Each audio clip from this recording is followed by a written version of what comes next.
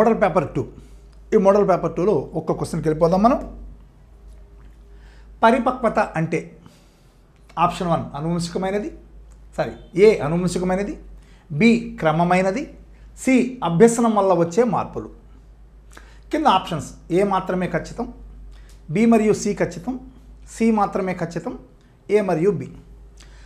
మీరు చూడగానే అసలు పరిపక్వత అంటే ఏందో తెలిస్తే దీని ఆన్సర్ మనం ఈజీగా చెప్పచ్చు. ఓకేనా?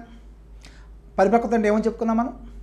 అభ్యసన ప్రమేయము లేకుండా లేదా శిక్షణ ప్రమేయము లేకుండా వ్యక్తిలో వచ్చేటువంటి శారీరక మానసిక సహజ అభివృద్ధిని పరిపక్వత అంటాం.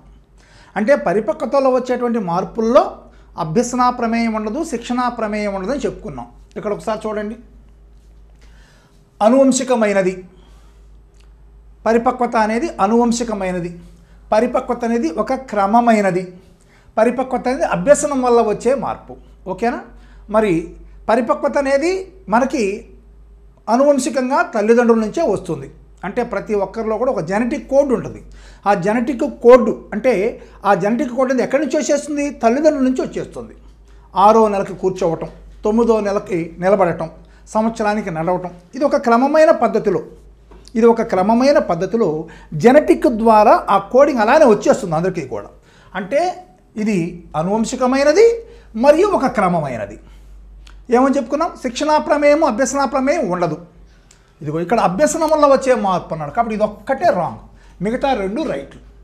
అంటే ఏ మరియు బి ఖచ్చితము అనేది మనకు ఆన్సర్ కావాలి. ఎక్కడుంది ఇక్కడ? ఇదిగోండి ఆప్షన్ 4 ఏ మరియు బి అనేది రైట్ ఆన్సర్ అయిపోతుంది. ఓకేనా? రైట్. నెక్స్ట్ ప్రశ్నకి వెళ్ళిపోదాం.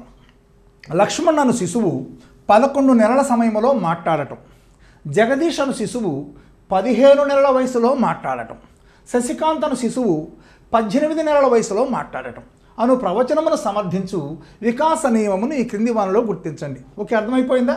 ఒక పిల్లోడేమో 11 నెలలకు మాట్లాడాడు, మరొక పిల్లోడేమో 15 నెలలకు మాట్లాడాడు, మరొక పిల్లవాడేమో 18 నెలలకు మాట్లాడాడు. ఓకేనా? ముగ్గురు మాట్లాడారు, కానీ ఒక్కొక్క శిశువు ఒక్కొక్క నెలలో మాట్లాడగలిగాడు. ఓకేనా? అంటే భాషను మాట్లాడడం అనేది అందరిలో జరిగినప్పటికీ కూడా వివిధ వయసుల్లో జరిగిపోయింది. అంటే వైయక్తిక భేదాలు అనేవి స్పష్టంగా కనిపిస్తున్నాయి మనకి. ఓకేనా? కాబట్టి ఇక్కడ ఆన్సర్ గుర్తుపెట్టండి. వికాసం 2 నిర్దేశపోకూడదు, వికాసంపై అనువంశికత పరిసరాల ప్రభావం, వికాసం ఒక ఖచ్చితమైన నమూనా, వికాసంలో వైయక్తిక భేదాలు కాస్త స్పష్టంగా 11 నెలలకు ఒకరు, 15 నెలలకు ఒకరు, 18 నెలలకు ఒకరు. అంటే వికాసము జరిగినప్పటికీ కూడా వైయక్తిక భేదాలు ఉంటాయి అని అర్థం ఇక్కడ. ఓకేనా? This is the right answer అయిపోతుంది. నెక్స్ట్ 3వ ప్రశ్నలోకి వెళ్ళిపోదాం. వ్యక్తి వికాసంపై అనువంశికత ప్రభావాన్ని గుర్తించుటకు గొడార్డ్ ఎవరిపై ప్రయోగాలు చేశాడు? ఆప్షన్ 1 ఎడ్వర్డ్ కుటుంబం, ఆప్షన్ 2 గార్డన్ కుటుంబం, ఆప్షన్ 3 జూక్స్ కుటుంబం, ఆప్షన్ 4 కల్లికా కుటుంబం. ఇది గుర్తొచ్చేసిందా మీకు ఈ పాఠం చెప్పేటప్పుడు అనువంశికవాదులు ఎవరు, పరిసరవాదులు ఎవరు, వాళ్ళ కోడ్ ఏమిటి, వీళ్ళ కోడ్ ఏమిటి, ఎవరు ఏ వంశస్థుల మీద ప్రయోగాలు చేశారు, వాటికి కూడా కోడ్లు ఇచ్చారు మీకు. గుర్తొచ్చిందా? ఉదాహరణ పిహెచ్డి కోడ్ ఉందనుకోండి, అంటే పియర్సన్ హోమినీ కుటుంబం మీద, డార్విన్ కుటుంబం మీద చేశారని చెప్పుకున్నాం మనం. ఓకేనా? అట్నే డీజే గుర్తొచ్చిందా? డగ్డేల్ జూక్స్ కుటుంబం మీద చేశాడు, డగ్డేల్ జూక్స్ కుటుంబం మీద. అట్నే జీకే గుర్తుపెట్టుకోమన్నాను, జీకే అంటే గొడార్డ్, కే అంటే కల్లికా కుటుంబం మీద, గొడార్డ్ కల్లికా కుటుంబం మీద. గుర్తుందా? అట్నే ఎడ్వర్డ్ కుటుంబం మీద, ఎడ్వర్డ్ కుటుంబం. విన్షిప్ ఏమని చెప్పేటప్పుడు మీకు విన్షిప్లో దీన్ని తుడిపేసుకోండి, విన్షిప్లో దీన్ని తీసేయండి, ఏ మిగిలిపోతుంది, ఏ మిగులుతుంది, ఇదే ఎడ్వర్డ్ కుటుంబం గుర్తు. ఇలా మీకు కొన్ని కోడ్లు చెప్పాను. ఓకేనా? ఇక్కడ మీరు గుర్తుకోండి. ఏమడిగింది? గొడార్డ్ ఎవరి మీద ప్రయోగం చేశాడు? జీకే అంటే G for Goddard, K for Kallikak కుటుంబం మీద, మార్టిన్ కల్లికాకు కుటుంబం మీద చేశాడని చెప్పుకున్నాం మనం. ఈ కోడ్లు గుర్తుకు తెచ్చుకుంటే మీరు ఈజీగా గుర్తుపట్టేసేయచ్చు ఇక్కడ. ఓకేనా? కల్లికా కుటుంబం ఎక్కడ ఉంది? ఇదిగో option 4 is right answer. Okay, right. ఇవన్నీ మీకు నేను వీడియోలో చెప్పున్నాను, వీడియో పాఠాల్లో చాలా చక్కగా వీటన్నిటిని చెప్పాను మీకు. నెక్స్ట్, దివ్యాంగుడైన బిడ్డ చూస్తూ ఉండగా తల్లిదండ్రులు గదిని పెయింట్స్తో అలంకరించడం ద్వారా పిల్లవాడిలో ప్రేరణ కలిగించడం అనేది నైపుణ్య క్రీడ, ప్రతీకాత్మక క్రీడ, సారగేట క్రీడ, నాటకీకరణ క్రీడ. క్రీడలో రకాలు మీరు చదివి ఉన్నట్లయితే ఈ ప్రశ్నకి మీరు చాలా ఆన్సర్ని ఈజీగా గుర్తుపెట్టుకోవచ్చు. ఓకేనా? ఎక్కడైనా కూడా కదలలేని స్థితిలో లేదా పాక్షికంగా కదలగలిగేటువంటి స్థితిలో ఉన్నటువంటి పిల్లవాడికి ఆటల్లో పాల్గొనలేకపోయినప్పుడు వాడి స్థానంలో తల్లిదండ్రులు కానీ స్నేహితులు కానీ ఆడుతూ వాడిని ఆనందపరుస్తూ ఉండేటువంటి క్రీడల్ని సారగేట్ క్రీడలు అని అంటారు. అంటే ఆ పిల్లవాడికి బదులుగా ఆ పిల్లవాడి యొక్క స్నేహితులు కానీ పిల్లవాడి యొక్క తల్లిదండ్రులు కానీ ఆడి ప్లేస్లో ఆడుతూ ఉండటం వల్ల ఈ పిల్లగాడు సంతృప్తి చెందుతాడు, తానే ఆడినట్టుగా ఫీల్ అవుతుంటాడు. అలాంటి క్రీడలను ఏమంటామంటే సారగేటివ్ క్రీడలు అని అంటారు. చెప్పుకున్నాం మనం. ఓకేనా? రైట్. కాబట్టి ఇక్కడ మీరు చూసినట్లయితే దివ్యాంగుడు అయినటువంటి అంటే కదలలేని స్థితిలో ఉన్నటువంటి బిడ్డకి బదులుగా తల్లిదండ్రులు తను సంతృప్తిపరచడం కోసం గదిని అలంకరిస్తూ వాడిలో మానసిక ఆనందాన్ని కలిగించాడు. ఇలాంటి క్రీడలను ఏమంటామంటే మనము సరగేటివ్ క్రీడలు అని అంటాం. అంటే ఒకరి బదులు ఒకరు ఆడేటువంటి క్రీడలుగా చెప్పుకుంటాం వీటిని మొదలు. ఓకేనా? రైట్. నెక్స్ట్ ప్రశ్నలోకి వెళ్ళిపోదాం మనం. అన్ని మతాల సారం ఒకటే అని నమ్మిన వ్యక్తి ఏ నైతిక వికాస స్థాయికి చెందుతాడు? ఓకేనా? అన్ని మతాల సారం ఒక్కటే. దీన్ని ఏమంటాము? విశ్వవ్యాప్త నైతిక విలువలు అని అంటారు. ఏమంటారు వీటిని? విశ్వవ్యాప్త నైతిక విలువలు. విశ్వవ్యాప్త నైతిక విలువలను పాటించేటువంటి వ్యక్తిని ఎన్నవ దశగా చెప్పుకున్నాం మనం కోల్బర్గ్లో? చివరి దశ. అంటే ఉత్తర సాంప్రదాయ స్థాయిలో 6వ దశగా చెప్పుకున్నాం మనం. ఉత్తర సాంప్రదాయం మొత్తం 3 స్థాయిలు: పూర్వ సాంప్రదాయి, సాంప్రదాయి, ఉత్తర సాంప్రదాయి. ఉత్తర సాంప్రదాయంలో 6వ దశకి చెందినటువంటి వ్యక్తిగా విశ్వవ్యాప్త నైతిక విలువలు, అంతరాత్మ నైతికత అనేది ఈ 6వ దశ అంటే ఉత్తర సాంప్రదాయంలో ఉంటుందని చెప్పుకున్నాం. ఓకేనా? This is the right answer అయిపోతుంది. నెక్స్ట్ ప్రశ్న. ఈ క్రింది వారిలో స్కీమాటా కానిది. ఓకేనా? స్కీమాటా కానిది అంటే స్కీమాలంటే ఏమిటి? జ్ఞాన నిర్మాణాలు అని చెప్పుకున్నాం. అంటే ఒక పిల్లవాడు ఏదైనా ఒక అనుభవాన్ని పొందటము ద్వారా దాని యొక్క జ్ఞానాన్ని అవగాహనని తన మెదడులో భద్రపరుచుకోవటాన్ని స్కీమాగా చెప్పుకున్నాం మనం. ఓకేనా? అయితే కొన్ని అంశాలు పుట్టినప్పుడే ఆల్రెడీ కొన్ని స్కీమాలు పిల్లవాడి యొక్క మెదడులో భద్రపరచబడతాయి, అనువంశికంగా సంక్రమిస్తాయి. వాటిని కూడా స్కీమాలుగానే చెప్పుకున్నాం. ఓకేనా? వాటిల్లో భాగంగా పాలు త్రాగడం, పిల్లవాడికి పీల్చడం అనేటువంటి ప్రక్రియ, మరి పాలు వెనక్కి పీలిస్తేనే వస్తాయనేది ఎలా వచ్చిందా అంటే స్కీమా ఆధారంగా. వాడికి పుట్టుకతోనే మెదడులో ఉండటం వల్ల ఆ స్కీమా దానివల్లనే పాలని పీల్చగలుగుతాడు, తాగగలుగుతాడు, బతకగలుగుతాడు. అట్నే ఏదైనా వస్తువును చేతిలో పెట్టినప్పుడు అది పడిపోకుండా వేళ్లను ముడిచి పట్టుకుంటాడు. ఇవన్నీ పుట్టుకతో వచ్చే స్కీమాలు. ఓకేనా? తర్వాత అనుభవం ద్వారా వచ్చే స్కీమాలను మెదడులో ఏర్పాటు చేసుకుంటాడు, అది వేరే సంగతి. ఇక్కడ చూడండి, ఈ కింది పట్ల స్కీమా కానిది అని అడిగాడు. అంటే జ్ఞానాత్మక నిర్మాణము కానిది, జ్ఞాన అంశము కానిది. పుట్టగానే ఏడవటం, పాలు త్రాగటం, శబ్దాన్ని గ్రహించి ప్రతిస్పందించడం, వస్తువుల్ని అందుకోవటం. ఓకేనా? ఇక్కడ మీరు జాగ్రత్తగా అర్థం చేసుకున్నట్లయితే పుట్టగానే ఏడవటం అనేది ఇదేమైపోతుంది? సహజాతం. ఇది ఏంటిది? ఇది సహజాతం, అంతేగాని స్కీమా కాదు, జ్ఞానాత్మక నిర్మాణం కాదు. ఓకేనా? ఇది ఒక సహజాతంగా మనం చెప్పుకుంటాం ఏడవటం అనేది. ఓకే? రైట్. కాబట్టి కింది పట్ల స్కీమాటా కానిదంటే ఏమని చెప్పుకోవాలి మనము? పుట్టగానే ఏడవటం అనేది స్కీమా కాదుగా గుర్తించవచ్చు. మీరు ఈ పాఠంలో స్కీమాల గురించి వింటే మీకు అర్థమైపోతుంది. నెక్స్ట్, ఎడ్యుకేషనల్ డిటర్మినిజం అనేటువంటి గ్రంథ రచయిత. ఇంకా మీరేం ఆలోచించిన అవసరం లేదు. ఓకేనా? Educational determinism WC Bagley. ఇది నాలెడ్జ్ క్వశ్చన్ అమ్మ, నాలెడ్జ్ క్వశ్చన్ కాబట్టి దీన్ని చదివితే మీరు వెంటనే గుర్తుపట్టగలుగుతారు. డబ్ల్యూసి బాగ్లే ఈయన అమెరికాకు చెందినటువంటి ప్రముఖ పరిసరవాది. ఓకేనా? పాఠశాల వసతులకి పిల్లవాడి యొక్క వికాసానికి చాలా దగ్గర సంబంధాలు ఉంటాయని చెప్పినటువంటి వ్యక్తి డబ్ల్యూసి బాగ్లే. ఓకేనా? ఈయన రచించిన గ్రంథమే ఎడ్యుకేషనల్ డిటర్మినిజం. ఆల్రెడీ పబ్లిక్లో ఇంత ముందర కూడా అడిగి ఉన్నాడు, మళ్ళీ జాగ్రత్తగా గుర్తుపెట్టుకోండి. ఓకేనా? రైట్. నెక్స్ట్ ప్రశ్న. ఒక విద్యార్థి యొక్క శారీరక వయసు 9 సంవత్సరాలు, మానసిక వయసు 8 సంవత్సరాలు. అయితే ఆ విద్యార్థి యొక్క ప్రజ్ఞాలబ్ధి ఎంత? రైట్. ఇక్కడ మీరు ఒక్కసారి చూడండి అమ్మా. శారీరక వయసు వచ్చేసేసి 9 సంవత్సరాలు, మానసిక వయసు వచ్చేసేసి 8 సంవత్సరాలు. ఓకే? రైట్. మరి ప్రజ్ఞాలబ్ధి ఈజ్ ఈక్వల్ టు సూత్రం ఏందమ్మా? మానసిక వయసు బై శారీరక వయసు ఇంటూ 100. అంతేనా? సో మానసిక వయసు బై శారీరక వయసు ఇంటూ 100 ఇది. ఓకే? రైట్. ఒక్కసారి మనం భాగాహారం చేద్దామా? 8/9 ఇంటూ 100. ఏమి కొట్టివేతలు పోవు కాబట్టి 800 డివైడెడ్ బై 9 చేద్దాం. 9 8లు 72 పోతే 8 0 9 8లు 72. దేర్ఫోర్ 8 పాయింట్ పెట్టుకొని 0 దించుకుందాం. 9 8లు 72 కాబట్టి 88.8. 88.8 అంటే దేనికి దగ్గరగా ఉందమ్మా? సవరించినట్లయితే ఇదిగో 89కి దగ్గరగా ఉంది. అందుకని 89 తీసుకున్నాడు. ఓకేనా? This is the right answer. Next క్వశ్చన్లోకి వెళ్ళిపోదాం. యుద్ధాలన్నీ మానవ వినాశనానికి అని నమ్మిన విద్యార్థి ప్రవర్తనలో మార్పు. అంటే యుద్ధాలన్నీ మానసిక వినాశానికే అని నమ్మాడు.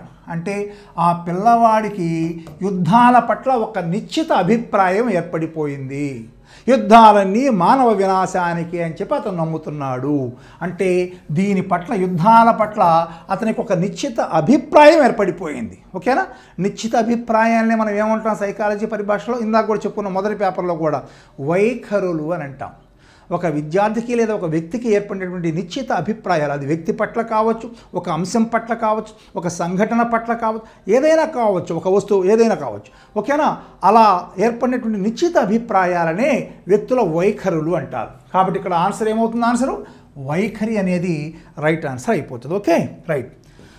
నెక్స్ట్ క్వశ్చన్లోకి వెళ్ళిపోదాం. ఈ క్రింది వారిలో వ్యక్తి అంతర్గత భేదాన్ని గుర్తించండి. ఫస్ట్ వ్యక్తి అంతర్గత భేదం అనగానే మీకు గుర్తుకు రావాల్సింది ఏందయ్యా అంటే, వైయక్తిక భేదాలు 2 రకాలు: వ్యక్తి అంతర భేదాలు, వ్యక్తి అంతర్గత భేదాలు. ఓకేనా? అంటే వ్యక్తికి మధ్య భేదాలు ఉన్నట్లయితే వ్యక్తి అంతరము, వ్యక్తికి అంతరం, అంతే, ఇంకేమీ లేదు. అలా కాకుండా వ్యక్తి అంతర్గతము అంటే వ్యక్తిలోనే 2 అంశాల్లో భేదాలు ఉన్నట్లయితే వాటిని వ్యక్తి అంతర్గతం అని అంటాం. వ్యక్తికి మధ్య ఉండే భేదాలు వ్యక్తి అంతర భేదాలు, వ్యక్తిలోనే 2 అంశాల మధ్య భేదాలు వ్యక్తి అంతర్గత భేదాలు. ఓకేనా? కాబట్టి ఇక్కడ ప్రశ్న ఏంది? వ్యక్తి అంతర్గత భేదం అని అన్నాడు. అంటే ఒకే వ్యక్తిలో 2 అంశాల మధ్య భేదాలు ఉండే విధంగా మనకి ఏ ఆప్షన్ ఉందో అది చూడాలి. జోష్న సంగీతం పట్ల ఆసక్తి కనబరిస్తే తన చెల్లెలు గీత చిత్రలేఖనం పట్ల ఆసక్తి. ఇది వ్యక్తికి మధ్య, కాబట్టి వ్యక్తి అంతరం ఇది. తరగతిలోని విద్యార్థులను ప్రజ్ఞాస్థాయిలకు అనుగుణంగా గ్రూపులు ఏర్పాటు చేశాడు. అంటే ఇక్కడ పిల్లల యొక్క ప్రజ్ఞాస్థాయిలు లేదా ప్రజ్ఞా లబ్ధుల ఆధారంగా ఎక్కువ ఉన్న ఒక గ్రూపులో, మధ్యస్థంగా ఉన్న ఒక గ్రూపులో, తక్కువ ఉన్న ఒక గ్రూపులో, అంటే వ్యక్తులకు మధ్య భేదాల ఆధారంగా, ప్రజ్ఞాలబ్ధ భేదాల ఆధారంగా ఏర్పాటు చేశాడు. అంటే ఇక్కడ కూడా వ్యక్తులకు మధ్య కనిపిస్తుంది ఈ ఆప్షన్ కూడా. లావణ్య తరగతి పిల్లలందరిలో తెలివైన విద్యార్థి. అంటే ఇక్కడ లావణ్యను ఇతర విద్యార్థులతో పోల్చినప్పుడు ఈమె అందరికంటే తెలివైన విద్యార్థి.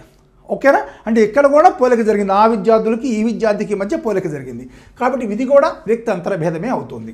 సంధ్య SA1లో వివిధ సబ్జెక్టులో వివిధ గ్రేడుల్లో ఉత్తీర్ణత సాధించింది. ఇది అర్థమైపోయిందా? ఆ అమ్మాయి రాసిన 6 పరీక్షల్లో తెలుగులో A గ్రేడ్ వస్తే, ఇంగ్లీష్లో B గ్రేడ్ వస్తే, లెక్కల్లో మళ్ళీ A గ్రేడ్ వస్తే, అట్నే సైన్స్లో C గ్రేడ్ వస్తే, ఇలా వివిధ సబ్జెక్టుల్లో వివిధ గ్రేడులు వచ్చినాయి ఆమెకి. ఓకేనా? కాబట్టి ఒకే విద్యార్థికి వివిధ సబ్జెక్టులో వివిధ రకాలుగా గ్రేడులు రావటం అంటే ఒకే వ్యక్తిలోనే సామర్థ్యాలు వేరువేరుగా ఉండటం అనేది వ్యక్తి అంతర్గత భేదం అవుతుంది. కాబట్టి this is the right answer.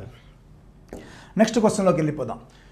పిల్లల సమగ్ర మూర్తిమత్వ వికాసానికి పాఠశాలలో ఈ రకమైన వాతావరణం: ప్రజాస్వామ్యపూరిత, దండనాపూరిత, అప్రజాస్వామిక పూరిత, నిరంకుశపూరిత. మనందరికీ తెలిసిందే, పాఠశాలలో సహజ సిద్ధమైనటువంటి ప్రజాస్వామ్య వాతావరణం ఉన్నప్పుడే పిల్లల్లో సమగ్ర మూర్తిమత్వ వికాసం సాధ్యమవుతుంది. మనందరికీ తెలుసు. అంటే ప్రజాస్వామ్య వాతావరణం అంటే ఏమిటి? ఉపాధ్యాయులకి పిల్లలకి మధ్య చక్కని స్నేహపూరిత సంబంధాలు ఉంటూ ఏ పనినైనా కూడా ఇద్దరూ కూడా చర్చించుకుంటూ కలిసి పనిచేస్తూ ఉండటం. ఓకేనా? అలాంటి వాతావరణాన్ని ఏమంటామంటే ప్రజాస్వామ్యపూరిత వాతావరణము. అంటే విద్యార్థులకి పూర్తిగా స్వేచ్ఛ ఉంటుంది, విద్యార్థుల్ని స్నేహంగా చూడటం జరుగుతుంది, విద్యార్థుల యొక్క భావాలకి ఆలోచనలకి చక్కని అంగీకారం ఉంటుంది. అలాంటి వాతావరణం ఉన్నప్పుడే సమగ్ర మూర్తిమత్వ అభివృద్ధి అనేది సాధ్యమవుతుంది. అలాంటి వాతావరణాన్ని ప్రజాస్వామ్యపూరిత వాతావరణంగా చెప్పుకుంటాం. ఓకేనా? This is the right answer. Next, Lakshman అన్న పిల్లవాడు తనకిష్టమైన చాక్లెట్, ఐస్ క్రీముల్లో ఏది కొనుక్కోవాలో నిర్ణయించుకోలేని స్థితి. ఉపగమ పరిహార, ఉపగమ పరిహార. చూసాడా? ఇక్కడ పిల్లవాడు ఒక పక్కేమో చాక్లెట్ ఉంది, ఒక పక్కేమో ఐస్ క్రీమ్ ఉంది. పిల్లలకి రెండూ ఇష్టమే, అవునా? కానీ ఇక్కడ ఏదో ఒకటే కొనుక్కోమన్నాడు వాళ్ళ నాన్న. కాబట్టి చాక్లెట్ కొనుక్కుందామా, ఐస్ క్రీమ్ కొనుక్కుందామా?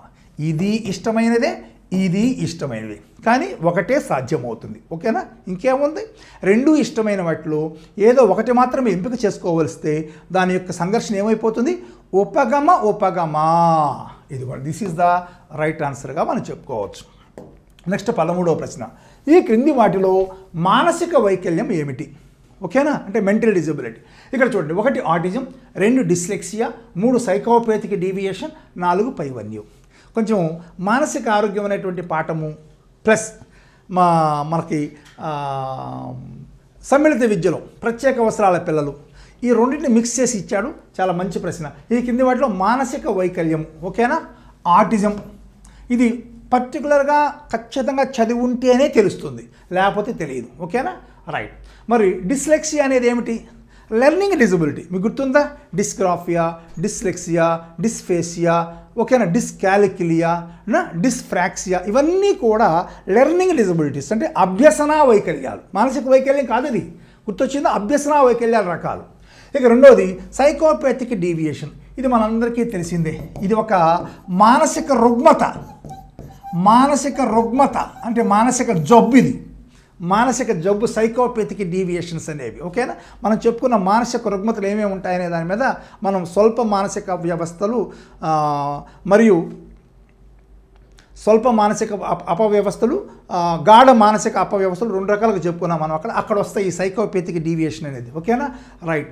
మరి ఆటిజం గుర్తొచ్చిందా? ఈ ఆటిజం అనేది ఒక రకమైనటువంటి మానసిక వైకల్యము. ఇది పిల్లవాడిలో 3వ సంవత్సరం నుంచే మనం గ్రహించవచ్చు. ఆటిజం అనేది ఆటోస్ అనేటువంటి ఒక పదము నుంచి, ఆటోస్ అనేటువంటి ఒక గ్రీకు పదము నుంచి తీసుకోబడింది. ఆటోస్ అంటే తనలో తాను అని అర్థము. అంటే ఆటిజానికి గురైనటువంటి పిల్లల్లో మానసిక వైకల్యం సంభవిస్తుంది. ఈ పిల్లలు అంటే సరైన బ్రెయిన్ ఎదగకపోవటం వల్ల చిన్నప్పటి నుంచే కూడా వీళ్ళలో మానసిక శక్తులు క్షీణించి ఉంటాయి. తమలో తామే నవ్వుకుంటుంటారు, తమలో తామే మాట్లాడుకుంటూ ఉంటుంటారు. ఇలాంటి చర్యలు ఈ పిల్లల్లో కనిపిస్తూ ఉంటాయనేది మనం మానసిక వైకల్యం అనే పాఠంలో నేర్చుకుంటాం. ఓకేనా? కాబట్టి ఆటిజం అనేది ఒక మానసిక వైకల్యంగా గుర్తుంచుకోండి. నెక్స్ట్ ప్రశ్న. పరీక్షలో ఫెయిల్ అయిన కిరణ్ పరీక్షాపత్రం తప్పుల తడకగా ఉందని చెప్పటం ఏ రక్షక తంత్రముకు ఉదాహరణ? రక్షక తంత్రాల పాఠం విన్నట్లయితే ఇవన్నీ చాలా సింపుల్గా గుర్తుపెట్టుకోవచ్చు.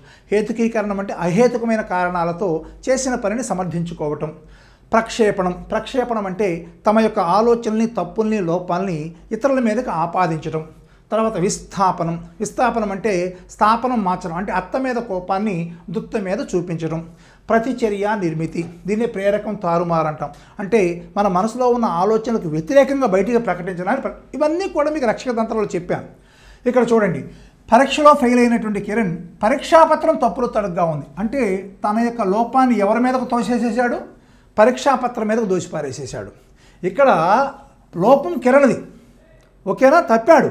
ఆ అపజయాన్ని దేని మీదకు దోసిపారేసేసాడు? పరీక్షాపత్రం మీదకు దోసిపారేసేసాడు. ఇలా తమ తప్పుల్ని, లోపాలని, దోషాలని ఇతరులకు ఆపాదించడం లేదా ఇతర వస్తువులకు ఆపాదించడం ఇలాంటివి జరిగితే ఆ ఆపాదించడం అనే దాన్నే ప్రక్షేపణం లేదా ప్రతిక్షేపణం అని అంటాం. ఓకేనా? Therefore this is the right ఆన్సర్గా మనం చెప్పుకోవచ్చు. నెక్స్ట్ ప్రశ్న. ఈ రకమైన పరిశీలనలో పరిశీలింపబడే వారికి తాము పరిశీలింపబడుతున్నామని తెలుసు. రైట్.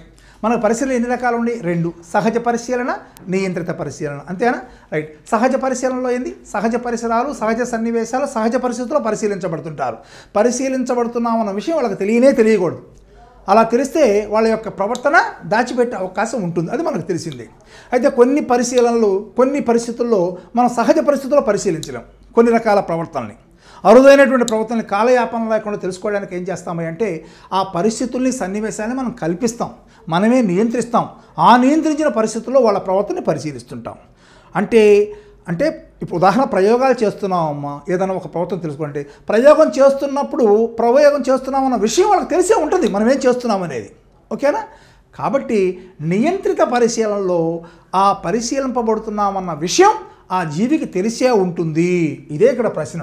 పరిశీలించబడే వారికి తాము పరిశీలింపబడుతున్నామన్న విషయం తెలిసి ఉండే పరిశీలన ఏంటిది అంటే నియంత్రిత పరిశీలన. Simple logic. ఇదంతా కూడా మీకు పాఠం చెప్పాను, పరిశీలన రకాల్లో చెప్పున్నాను, ఒక్కసారి జాగ్రత్తగా వినండి. మన నెక్స్ట్ క్వశ్చన్కి వెళ్దాం. 16వ క్వశ్చన్. అభ్యసనానికి సంబంధించి సరికానిది. ఆప్షన్ 1 అభ్యసనం ప్రతి వ్యక్తిలో జరుగుతుంది. ఆప్షన్ 2 అభ్యసనం అంటే ఒక ఫలితం మాత్రమే.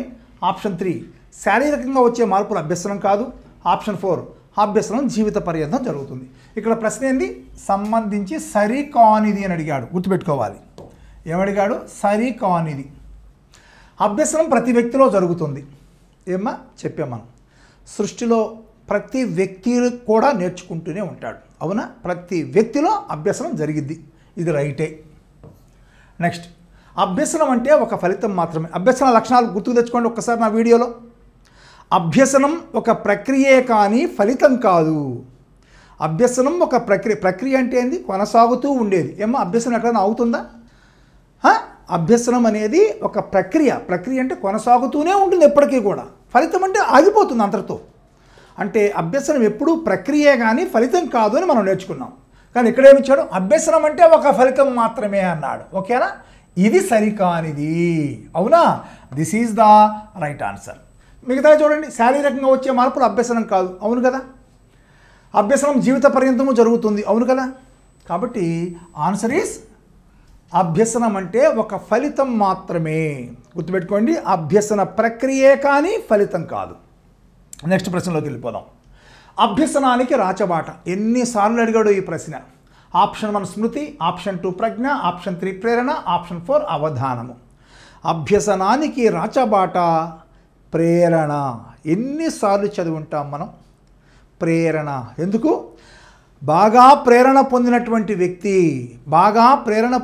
వ్యక్తికి లక్ష్యం మాత్రమే కనిపిస్తుంది. ఆ లక్ష్యం మధ్యలో ఉండేటువంటి అనేక కష్ట నష్టాలు ఏవి కూడా అతనికి ఏమాత్రం లెక్క చేయడు. అది ఒక రహదారిలాగా కనిపిస్తూ ఉంటుందని చెప్పుకున్నాం.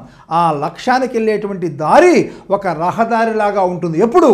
బాగా ప్రేరణ చెందినట్లయితే. మనం నేర్చుకున్నాం. అభ్యసనానికి పునాది మెట్టు స్మృతి అవుతుంది. అభ్యసనానికి రాచబాట ప్రేరణ అవుతుంది. కాబట్టి ఆన్సర్ ఈజ్ ప్రేరణ. రైట్. నెక్స్ట్ క్వశ్చన్లోకి వెళ్ళిపోదాం. సంగీతానికి అనుగుణంగా నాట్యం చేయటం. ఓకేనా? ఎస్. సంగీతానికి మరి సంసర్గం కాబడి మన శరీరం కదలికలు చేస్తూ నాట్యం అంటే ఈ నాట్యానికి ఈ సంగీతానికి మధ్య సంసర్గం ఏర్పడుతుంది. తద్వారా సంగీతానికి అనుగుణంగా నిబంధనం చేయబడిన మన యొక్క శరీరము దానికి తగ్గట్టుగా నాట్యాన్ని ప్రదర్శిస్తూ ఉంటుంది. అంటే ఈ రెండింటి మధ్య ఏం ఏర్పడిపోయి ఉంటుంది? నిబంధనం జరిగిపోతుంది. కాబట్టి ఆన్సర్ ఈజ్ నిబంధిత అభ్యసనము. నిబంధనం అంటే ఏమిటి? సంసర్గం అంటే ఏమిటి? అవి ఎలా ఏర్పడతాయి? ఇవన్నీ మనం వీడియోలో చెప్పుకున్నాం. వీటన్నింటి ఇక్కడ చెప్పుకునే పని చెప్పాను కదా. వీడియోస్ చాలా పెద్దవైపోతాయి, మనం వినలేం కూడా. Okay, right. Next, McClelland and Atkinson ఈ ప్రేరణపై పరిశోధనలు నిర్వహించారు. మనం ప్రేరణ పాఠం చెప్పుకునేటప్పుడు ప్రేరణ ప్రధానంగా 2 రకాలుగా ఉంటుంది. 1 అంతర్గత ప్రేరణ, 2 బహిర్గత ప్రేరణ అని చెప్పుకున్నాం. కానీ నూతనంగా ఈ 2 కాకుండా వెలుగులోకి వచ్చినటువంటి కొత్త భావనే సాధనా ప్రేరణ. అంటే అనేక ఉన్నత లక్ష్యాలను ఎంపిక చేసుకొని వాటిని సాధించాలి అనేటువంటి లక్ష్యంతో దానివైపు అడుగులు వేస్తూ ఉండేటువంటి వ్యక్తిలో కలిగి ఉండే బలమైన ప్రేరణే ఈ సాధనా ప్రేరణగా చెప్పుకున్నాం. దీన్ని మెక్లీలాండ్ అండ్ ఆట్కిన్సన్ వెలుగులోకి తీసుకొచ్చారని చెప్పాను. సాధనా ప్రేరణ సిద్ధాంతాన్ని కూడా వాళ్ళు చెప్పారని చెప్పుకున్నాం. అదే ఇది. ఓకేనా? కాబట్టి మెక్లీలాండ్ అండ్ ఆట్కిన్సన్ అనగానే మనకు గుర్తుకు రావాల్సింది ఏంటి అంటే సాధనా ప్రేరణ. ఓకేనా? అంటే ఆయా రంగాల్లో అగ్రస్థానంలో ఉన్న గొప్ప వ్యక్తులు అందరిలో కూడా కనిపించే ప్రేరణ ఏంటిది అంటే సాధనా ప్రేరణే. దాని గురించి ఇంకా లోతుగా చెప్పాను చాలా. ఇక్కడ లోతుగా చెప్పే అవకాశం లేదు, టైం లేదు. Next question. అభ్యసించిన విషయం మన మనసులో ఎంత కాలము ఎంత శాతము నిలిచి ఉంటుందో తెలిపేది. Direct question. పుస్తకం చదివిన వాళ్ళకి ఎవరికైనా సరే, పాఠం విన్న వాళ్ళకి ఎవరికైనా సరే ఇది వినగానే ఇది చూడగానే వెంటనే స్ట్రైక్ అయిపోతుంది. ఎంత కాలము ఎంత శాతము నిలవ ఉండటం అనేది ఒక వ్యక్తి యొక్క ధారణాశక్తి మీద ఆధారపడి ఉంటుంది. అభ్యసించిన ఏ విషయమైనా కూడా ఎంత కాలము ఎంత శాతము నిలవ ఉంటుందనేది ఆ వ్యక్తి యొక్క ధారణ. ధారణ అంటే ఏమిటి? నిల్వ. సింపుల్ మాట, ఇంకేమీ లేదు. ధారణ అంటే నిల్వ ఉండటం. ఓకేనా? నిలుపుకోవటం. ఓకే, కాబట్టి ధారణ అనేది రైట్ ఆన్సర్ అయిపోతుంది, ఈజీగా చెప్పేసేయచ్చు. ఇవన్నీ స్మృతి, డెజావు, కన్సల్ట్స్ వాళ్ళన్నింటినీ మీకు వివరించాను. ఓకేనా? రైట్. నెక్స్ట్ ప్రశ్నలోకి వెళ్ళిపోదాం. కార్యక్రమయుత అభ్యసన లక్షణం కానిది. కార్యసాధక నిబంధనలో కార్యకృత అభ్యసనం వచ్చి ఉంటుంది, మీకు గుర్తుందా? కార్యక్రమయుత అభ్యసనంలో ఏదైనా ఒక విషయాన్ని చిన్న చిన్న చట్రాలుగా విభజించుకుంటూ వీటిని ఒక్కొక్క దాన్ని నేర్చుకుంటూ విద్యార్థి స్వయంగా దీనిని నేర్చుకుని తర్వాత దీంట్లో ఉన్నటువంటి ప్రశ్నకి సమాధానం ఇచ్చినప్పుడే నెక్స్ట్ చట్టం ఓపెన్ అవుతుంది. దీంట్లో ఉన్న సమాచారాన్ని నేర్చుకున్న తర్వాత దీంట్లో మరో ప్రశ్న ఎదురవుతుంది. ఆ ప్రశ్నకు సరైన సమాధానం ఇస్తేనే ఈ చట్టం ఓపెన్ అవుతుందని చెప్పుకున్నాం మనం అక్కడ కార్యసాధక నిబంధన సిద్ధాంతంలో. రైట్. అంటే ఇక్కడ పిల్లవాడే స్వయంగా నేర్చుకుంటాడు, అంటే స్వీయ అభ్యసనం జరుగుతుంది. ఓకేనా? ఒక్కొక్క పిల్లవాడు ఒక్కొక్క వేగంతో నేర్చుకుంటాడు, అంటే వైయక్తిక అభ్యసనం జరిగిపోతుంది. ఇక్కడ రైట్ ఆన్సరు నువ్వు ఇచ్చినట్లయితేనే నెక్స్ట్ ఓపెన్ అయిపోతుంది, అంతేనా? ఓకేనా? అంటే మూల్యాంకనం కూడా ఇక్కడే జరిగిపోతుంది. ఓకేనా? రైట్. తర్వాత ఇక్కడ నిర్ణయించిన సమయంలో అభ్యసనం పూర్తి చేయాలనే కండిషన్ అయితే ఉండదు. ఎవరు ఎంత సమయమైనా తీసుకొని వ్యక్తిగతంగా ఈ యొక్క అభ్యసనాన్ని పూర్తి చేయవచ్చు. ఇవి మనం అక్కడ నేర్చుకున్నాం. ఇక్కడ చూడండి, ఇదిగో వైయక్తిక శిక్షణ, ఇండివిజువల్గా ఎవరు వాళ్ళే నేర్చుకుంటారు. నిర్ణయించిన సమయంలో అభ్యసనం పూర్తి చేయడం ఇది లేదు కదా మనకి, దీనికి ఎంత సమయమైనా తీసుకొని పూర్తి చేయొచ్చు. చిన్న చిన్న సోపానాలు చెప్పాను కదా, చిన్న చిన్న భాగాలుగా విడగొట్టి ఒక్కొక్కటి ఒక్కో ఫ్రేములు అమరుస్తారు, ఇది రైటే. స్వీయ మూల్యాంకనం జరిగిపోతుంది. ఓకేనా? రైట్. అంటే అప్పటికప్పుడే ఫలితం ఏంటనేది మనం తెలుసుకోగలుగుతాం. మరి ఇక్కడ మనం నిర్ణయించిన సమయంలో అభ్యసనం పూర్తి చేయాలి అనేది ఈ కార్యక్రమయుత లక్షణం కాదు అనే విషయాన్ని మనం ఈజీగా గుర్తించు. ఇది రెండవది రైట్ ఆన్సర్గా మనం చెప్పుకోవాలి. ఓకేనా? రైట్. నెక్స్ట్ క్వశ్చన్లోకి వెళ్ళిపోదాం. ఉపాధ్యాయుడు ఆశించిన ప్రవర్తనను విద్యార్థి బహిర్గతపరిచినప్పుడు అలాంటి ప్రవర్తనను విద్యార్థిలో శాశ్వత ప్రవర్తనగా మార్చుటకు పునర్బలనం ఇవ్వాలని చెప్పిన అభ్యసన సిద్ధాంతం. అసలు ఈ మాట చూడంలోనే చెప్పొచ్చు. పునర్బలన అభ్యసన సిద్ధాంతం అని దేనికి పేరు? పునర్బలన అభ్యసన సిద్ధాంతం అని దేనికి పేరు గుర్తుందా? ఆశించిన ప్రవర్తన కనిపించింది, ఈ ప్రవర్తన కనిపించగానే ఏదో ఒక బహుమానాన్ని పునర్బలనంగా ఇవ్వాలి, అప్పుడు ఈ ప్రవర్తన శాశ్వతమైపోతుంది. ఓకేనా? అంటే ఇది ఆరు, ఇది ఎస్, ఈ రెండింటి మధ్య సంసర్గం. ఆర్ఎస్ సిద్ధాంతం అని దేనికి పేరు? కార్యసాధక నిబంధనానికి పేరు. నేర్చుకున్నాం కదా. కాబట్టి ఆప్షన్ ఈజ్ కార్యసాధక నిబంధన అభ్యసనం అనేది రైట్ ఆన్సర్ అయిపోతుంది. ఓకేనా? నెక్స్ట్ క్వశ్చన్లోకి వెళ్ళిపోదాం. లఘు పరీక్షల నిర్వహణ అనేది ఈ మదింపులో భాగము. అభ్యసన యొక్క మూల్యాంకనము, అభ్యసన కొరకు మూల్యాంకనము. ఇక్కడ ఒకటి ఏ సత్యము, బి అసత్యము, ఏ అసత్యము, బి సత్యము, ఏబీలు రెండు సత్యము, ఏబీలు రెండు అసత్యము. రైట్. ఇక్కడ చూడండి, లఘు పరీక్షల నిర్వహణ గుర్తొచ్చిందా మీకు? 4 టూల్స్ ఉంటాయి. ఒకటి విద్యార్థుల భాగస్వామ్యము, ప్రతిస్పందనలు. 2 రాత అంశాలు. 3 ప్రాజెక్టు వర్కులు. 4 స్లిప్ టెస్టులు, అవే లఘు పరీక్షలు. ఓకేనా? ఈ 4 టూల్స్ దేంట్లో భాగము? ఎఫ్ఏలో భాగము. మనకు 2 రకాల పరీక్షలు జరుగుతాయి పాఠశాలల్లో, ఎఫ్ఏలు, ఎస్ఏలు. ఓకేనా? దీన్ని ఫార్మేటివ్ అసెస్మెంట్ అంటారు, దీన్ని సమ్మేటివ్ అసెస్మెంట్ అంటారు. ఓకేనా? దీన్ని తెలుగులో నిర్మాణాత్మక మూల్యాంకనం అంటాము, దీన్ని సంకలన మూల్యాంకనం అని అంటాం, ఎఫ్ఏ. ఓకేనా? అంటే దీంట్లో మొత్తం 4 టూల్స్ ఉంటాయి. విద్యార్థుల భాగస్వామ్యము, ప్రతిస్పందనలు, రాత అంశాలు, ప్రాజెక్టు వర్కులు మరియు లఘు పరీక్షలు. కాబట్టి లఘు పరీక్షలు అనేది దీంట్లో భాగం. మరి ఎఫ్ఏ అనేది దేంట్లో భాగము? మనకు మూల్యాంకనం ప్రధానంగా 2 రకాలుగా జరుగుతుంది. అభ్యసన యొక్క మూల్యాంకనము, అభ్యసన కొరకు మూల్యాంకనం. ఓకేనా? అభ్యసన కొరకు మూల్యాంకనం అంటే అభ్యసనము జరుగుతూ ఉన్నప్పుడు జరిగే మూల్యాంకనం. అభ్యసన యొక్క మూల్యాంకనం అంటే అభ్యసనము పూర్తిగా కంప్లీట్ అయిన కొంత విరామం తర్వాత జరిగే మూల్యాంకనం. ఓకేనా? అంటే అభ్యసన యొక్క మూల్యాంకనమే మనం అర్ధవార్షిక పరీక్షలు కానీ, అంటే యాన్యువల్ ఎగ్జామ్స్ కానీ, క్వార్టర్లీ ఎగ్జామ్స్ కానీ జరుపుకుంటాం. వీటినే మనం ఇప్పుడు ఏమంటున్నామయ్య అంటే ఎస్ఏలు, సమ్మేటివ్ అసెస్మెంట్లు అంటున్నాం. ఓకేనా?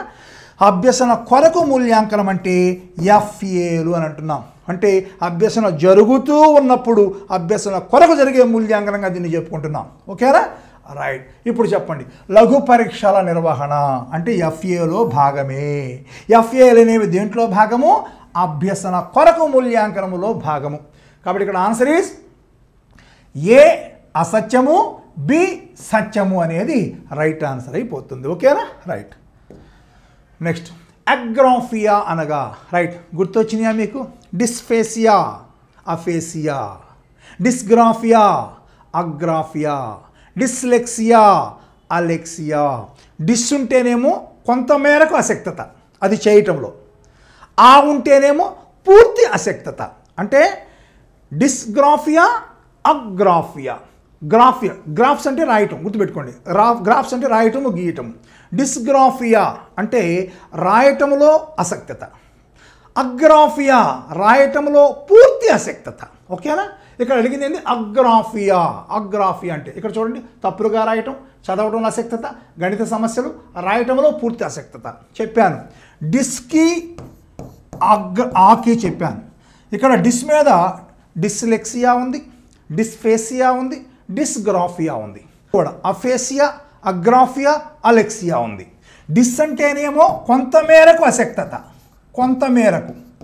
ఇక్కడ పూర్తి అశక్తత అంటే పూర్తి అశక్తత. సో ఇక్కడ గ్రాఫియా గుర్తుపెట్టుకోవాలి. గ్రాఫియా అంటే గీయటము, రాయటము. రాయటములో అశక్తత ఉన్నట్లయితే, అంటే పాక్షిక అశక్తత ఉంటేనేమో డిస్సు, అసలు పూర్తి అశక్తత ఉంటేనేమో అగ్రాఫియా. ఇక్కడ చూడండి, అగ్రాఫియా అనగా రాయటములో పూర్తి అశక్తత. చెప్పాను కదా, పూర్తి అశక్తత ఉన్నట్లయితే ఆ, కొంతమేరకు పాక్షిక అశక్తత ఉన్నట్లయితే డిస్ అని గుర్తుపెట్టుకోవాలి. Therefore answer 4 is right answer అనేది గుర్తుపెట్టుకోండి. నెక్స్ట్ క్వశ్చన్, తరగతి గదిలో ప్రజాస్వామిక వాతావరణం నెలకొల్పునకు తగిన నాయకత్వం. ఈ ప్రశ్న ఇందాక కూడా వచ్చిందట్టుంది. ప్రజాస్వామిక నాయకత్వం అనేది, ప్రజాస్వామిక వాతావరణం అనేది సహభాగి నాయకత్వములో, దీన్నే మనము ప్రజాస్వామ్య నాయకత్వము లేదా సాధికారత్వ నాయకత్వం అని కూడా అంటాం. ఓకేనా? This is the right answer అవుతుంది. ఆల్రెడీ ఇందాక కూడా ఎక్స్ప్లెయిన్ చేసేసాను, ఇంకా అవసరం లేదు. నెక్స్ట్, NCF 2005 ప్రకారము ఆంగ్ల భాష బోధన ఉద్దేశము దీనిని నిర్మించుట. ఏకభాషావాదము, ద్విభాషావాదం, బహుభాషావాదం, ఆంగ్లం మాత్రమే. అసలు ఆంగ్ల భాష బోధన ఉద్దేశం ఏంటంటే మన NCF ప్రకారము బహుభాషావాదాన్ని వెలుగులోకి తేవటానికే ఈ యొక్క ఆంగ్ల భాషా బోధన అనేది పెట్టడం అనేది జరిగిపోయింది. అది దాని ముఖ్య ఉద్దేశంగా మనం NCF 2005 చదివి ఉన్నట్లయితే ఇది నాలెడ్జ్ క్వశ్చన్, యాజ్ ఈజ్గా దాన్ని మీరు రాసేయచ్చు. నెక్స్ట్ 27వ క్వశ్చన్, విద్యా హక్కు చట్టం 2009 ప్రకారం ఒక ఉపాధ్యాయుడికి వారంలో నిర్దేశించినటువంటి బోధనా గంటలు. ఇది కూడా మీరు మనకి రైట్ టు ఎడ్యుకేషన్ యాక్ట్ 2009 చదివినట్లయితే మరి వారంలో ఎన్ని గంటలు పనిచేయాలి, సంవత్సరానికి ఎన్ని గంటలు పనిచేయాలి, ఇవన్నీ కూడా అక్కడ ఉన్నాయమ్మా. ఇక్కడ ఆన్సర్ 3 అంటే 45 గంటలు పని చేయాలనేది రైట్ ఆన్సర్గా మీరు గుర్తించవచ్చు. ఓకే, ఇది నాలెడ్జ్ క్వశ్చన్, ఎక్స్ప్లెయిన్ చేయాల్సిన అవసరం లేదు. నెక్స్ట్, క్లిఫర్డ్ బీర్స్కు సంబంధించని అంశం క్లిఫర్డ్ బీర్స్ గుర్తుకు తెచ్చుకోవాలి మీరు. ఓకేనా? మనకి మానసిక ఆరోగ్యం, మూర్తి మొత్తంలో మానసిక ఆరోగ్యంలో వస్తాడు క్లిఫర్డ్ బీర్స్. ఓకేనా? రైట్, చూద్దాం. మానసిక ఆరోగ్యానికి మూల పురుషుడు. ఇక్కడ మానసిక ఆరోగ్యానికి కాదమ్మా, తప్పుపడింది. మానసిక ఆరోగ్య ఉద్యమ మూల పురుషుడు పడాలి. 2, a mind that found itself అనేటువంటి గ్రంథ రచయిత. 3, మానసిక రోగులకు చికిత్స చేయడంలో మానవతా దృక్పథాన్ని ప్రవేశపెట్టిన వ్యక్తి. 4, 1909లో ఏర్పాటు చేసిన national committee for mental health అనేటువంటి సంస్థను స్థాపించాడు. ఇది అర్థం ఇక్కడ. ఓకే, రైట్, ఒకసారి చూద్దాం. మనందరికీ తెలిసిందే క్లిఫర్డ్ బీర్స్ మానసిక ఆరోగ్య ఉద్యమ మూల పురుషుడుగా పేరుగాంచిన వ్యక్తి క్లిఫర్డ్ బీర్స్. ఈయన కూడా ఒకప్పుడు మానసిక రోగానికి గురైన వ్యక్తే. ఎన్నో ట్రీట్మెంట్ల తర్వాత ఈయన మామూలు మనిషి అయ్యాడు. ఆ తర్వాత మానసిక ఆరోగ్యాన్ని ఒక ఉద్యమంలాగా జనాల్లోకి తీసుకుపోయాడు. దాని యొక్క ఆవశ్యకతని తెలియచేశాడు. దాని యొక్క ఉద్యమంలాగా జనాల్లోకి తీసుకుపోయాడు. అందుకని ఈయన ఏమంటామంటే మానసిక ఆరోగ్య ఉద్యమం మూల పురుషుడుగా చెప్పుకుంటారు. ఓకేనా? అలానే ఈయన మానసిక ఆరోగ్యం యొక్క ఆవశ్యకతను తెలియచేస్తూ ఒక సంస్థను స్థాపించాడు. ఆ సంస్థ పేరే national committee for mental health అని చెప్పుకున్నాం మనం. ఓకేనా? అలానే మానసిక ఆరోగ్యం యొక్క ఆవశ్యకత గురించి ఒక పుస్తకాన్ని కూడా రాశాడు, a mind that found itself అనేటువంటి గ్రంథం. సో ఈ 3 కూడా ఆయనకు సంబంధించినవే. ఓకేనా? ఇక అంటే ఇవన్నీ మీరు నా పాట వినున్నట్లయితే వీటిని వెంటనే గుర్తుపట్టేసేస్తారు, అస్సలు ఒక క్షణం కూడా లేట్ చేయరు. మానసిక రోగులను చికిత్స చేయడంలో మానవతా దృక్పథాన్ని ప్రవేశపెట్టిన వ్యక్తి ఈయన ఎవరో తెలుసా? పీనల్ అనేటువంటి వైద్యుడు. పీనల్. కాబట్టి ఈయనకు సంబంధించిన అంశం ఏంటి అంటే ఇది option 3. This is the right ఆన్సర్గా మనం చెప్పుకోవచ్చు. నెక్స్ట్, ఈ క్రింది వానిలో నియంత్రిత పరిశీలనను గుర్తించండి. నియంత్రిత పరిశీలన అంటే ఏమిటి? పరిస్థితుల్ని, సన్నివేశాలని మనం కల్పించి కావలసిన ప్రవర్తనను పరిశీలించినట్లయితే దాన్ని నియంత్రిత పరిశీలన అంటాం. అంటే పరిస్థితులు, సన్నివేశాలు మన కంట్రోల్లో ఉంటాయి, మనం వాటిని ప్రవేశపెడతాం. ఎందుకు అవి ప్రవేశపెట్టి ఏదో ఒక ప్రత్యేక ప్రవర్తనను పరిశీలించాలనుకుంటాం. అందుకని ఇక్కడ చూడండి, విద్యార్థులు ఆట స్థలంలో ఆటలు ఆడేటప్పుడు ఇది సహజ పరిశీలన, వాళ్ళు ఆడుకుంటున్నా మనం చూస్తున్నాం, మనం ఏమి ప్రత్యేకంగా నియంత్రించింది ఏమీ లేదు, ఇది సహజ పరిశీలన. విద్యార్థుల సాంఘిక ప్రవర్తనను ప్రత్యేకంగా పరిశీలించడం కోసం ఆటల పోటీలు ఏర్పాటు చేయడం. ఎస్, ఇక్కడ పరిస్థితిని మనం కల్పించాం, ఆటల పోటీలు మనం పెట్టాం. దేనికోసము? వాళ్ళ యొక్క ప్రవర్తన ప్రత్యేకంగా పరిశీలించాలని అనుకొని మనం ఆటల పోటీలు పెట్టాం. ఓకేనా? అంటే ఇక్కడ క్లియర్గా అర్థమైపోతుంది, ప్రవర్తనను ప్రత్యేకంగా పరిశీలించడం కోసం సన్నివేశాన్ని ఏర్పాటు చేశాం. కాబట్టి నియంత్రిత పరిశీలనకు ఉదాహరణ ఏమైపోతుందంటే, ఇది ఇంకేం ఆలోచన అవసరం లేదు. అడవి జంతువులు చెట్టు చాటు నుంచి చూడటం, అడవిలోకి పోయి అడవి జంతువులు చూడటం అనేది సహజ పరిశీలన అవుతుంది కదా. అమ్మ ఎదురుగా ఉన్నప్పుడు పసిపాప ఎలా ఉంటుంది? అమ్మ ఎదురుగా ఉంది, పసిపాప ఉంది. ఇక్కడ మనం ఏం ప్రత్యేకంగా ప్రవర్తించింది ఏం లేదు, సహజ ప్రవర్తనే కనపడుతుంది పాపలో కూడా. కాబట్టి ఇక్కడ కూడా మనము ఏ పరిస్థితుల్ని సన్నివేశాన్ని మనం కల్పించాల. కాబట్టి ఇది కూడా సహజ పరిశీలన అయిపోతుంది. ఓకేనా? కాబట్టి ఈ 3 సహజ పరిశీలనలే, ఇదొక్కటే నియంత్రిత పరిశీలన. క్లియర్? లాస్ట్ ప్రశ్నకి వెళ్ళిపోదాం. శివరంజని అను గణిత శాస్త్ర ఉపాధ్యాయురాలు గణితానికి సంబంధించిన నూతన విషయాలను తెలుసుకోవడంలో ఎక్కువ అవధానాన్ని కనపరుస్తూ ఎప్పటికప్పుడు తెలుసుకుంటూ అవసరమైన మేరకు విద్యార్థులకు అందిస్తున్నట్లయితే దానిని ఆ ఉపాధ్యాయురాలకు గణితం పట్ల దీనిగా భావించవచ్చు. అసలు ఇది చూడగానే చెప్పొచ్చమ్మా, ఎక్కువ అవధానాన్ని కనపరుస్తూ, ఏదైనా ఒక విషయం పట్ల ఎక్కువ అవధానాన్ని కనపరిచినట్లయితే, ఎక్కువ కాలం దాని మీదే మనసును నిలిపినట్లయితే దాని పట్ల ఉండేటువంటి ఆ మానసిక సంసిద్ధతని అభిరుచి అంటారు అని మనం నేర్చుకున్న అభిరుచి పాఠంలో. కాబట్టి ఇక్కడ ఆన్సర్ ఏమైపోతుంది? ఏం ఆలోచన అవసరం లేదు, అభిరుచి అనేది రైట్ ఆన్సర్గా మనం చూస్తారా? మీరు ప్రశ్నలన్నీ గమనించినట్టయితే దాంట్లో ఉండే ఏదో ఒక అంశం మనకు ఆప్షన్ని పట్టిస్తూ ఉంది. పాఠాలు వినటం ద్వారా అవి మీకు అర్థమవుతాయి. చాలా సింపుల్గా చూడగానే గుర్తుపట్టేసేస్తారు మీరు. ఓకేనా? రైట్, ఇదమ్మా ఇది. నెక్స్ట్ మనం 3వ దానికి పోదాం. మరి మోడల్ పేపర్ 3లో మొదటి ప్రశ్నకి వెళ్ళిపోదాం మనం. ఒక వ్యక్తి 90 ఏళ్ల వయసులో కంప్యూటర్ నేర్చుకున్నాడు. ఇది ఏ వికాస నియమం? ఆప్షన్ 1, వికాసము క్రమానుగతమైనది. ఆప్షన్ 2, వికాసము అన్ని దిశలలో ఒకే విధంగా ఉండదు. ఆప్షన్ 3, వికాసము సంచిత ప్రక్రియ. ఆప్షన్ 4, వికాసము అవిచ్ఛిన్నంగా కొనసాగుతుంది. ఈ 4 ఆప్షన్స్ చూడగానే మనకి దానికి సంబంధించినటువంటి కాన్సెప్ట్ అంతా కూడా మన మెదడులోకి వచ్చేయాలి. వికాసము క్రమానుగతమైనది, వికాసము అన్ని దిశలలో ఒకే విధంగా ఉండదు, వికాసము అన్ని దిశలలో కాదమ్మా, ఇది అన్ని దశలలో, పొరపాటు జరిగింది. వికాసము సంచిత ప్రక్రియ, వికాసము అవిచ్ఛిన్నంగా కొనసాగుతుంది. ఒక్కసారి వికాస నియమాలన్నీ గుర్తుకు తెచ్చుకోండి, నా వీడియో ఒక్కసారి గుర్తుకు తెచ్చుకోండి. ఓకేనా? ఒక వ్యక్తిలో వికాసం అనేది పుట్టినప్పటి నుండి చనిపోయేంత వరకు కూడా అవిచ్ఛిన్నంగా కొనసాగుతుంది, నిరంతరము కొనసాగుతుంది. ఓకేనా? అంటే అంతరాయము లేకుండా నిరంతరంగా కొనసాగుతూ ఉంటుందని మనం చెప్పుకున్నాం. ఇక్కడ చూడండి, 90 ఏళ్ల వయసులో కూడా కంప్యూటర్ నేర్చుకున్నాడు. అంటే వికాసం అనేది నిరంతర ప్రక్రియ, పుట్టినప్పటి నుంచి చనిపోయేంత వరకు ఏదో ఒక అభివృద్ధి వ్యక్తిలో జరుగుతూనే ఉంటుందని మనం చెప్పుకున్నాం. దాన్ని మనం ఏ పాయింట్కి చెప్పుకున్నాం? వికాసము అవిచ్ఛిన్న ప్రక్రియ లేదా నిరంతర ప్రక్రియ అని చెప్పుకున్నాం. ఓకేనా? ఇక్కడ 90 ఏళ్ల వయసులో కూడా నేర్చుకుంటున్నాడంటే దాని అర్థం ఏంటంటే వికాసము అవిచ్ఛిన్నంగా నిరంతరంగా కొనసాగుతుంది అని మనకు తెలియజేస్తుంది. This is the right answer అని మనం చెప్పుకోవచ్చు. రైట్, నెక్స్ట్ 2వ ప్రశ్నలోకి వెళ్ళిపోదాం. రోజు సమయానికి బడికి వెళ్ళే వెంకట్ కోల్బర్గ్ ప్రకారం ఏ స్థాయికి చెందుతాడు? పూర్వ సాంప్రదాయ, ఉత్తర సాంప్రదాయ, సాంప్రదాయ, నీత సాంప్రదాయ.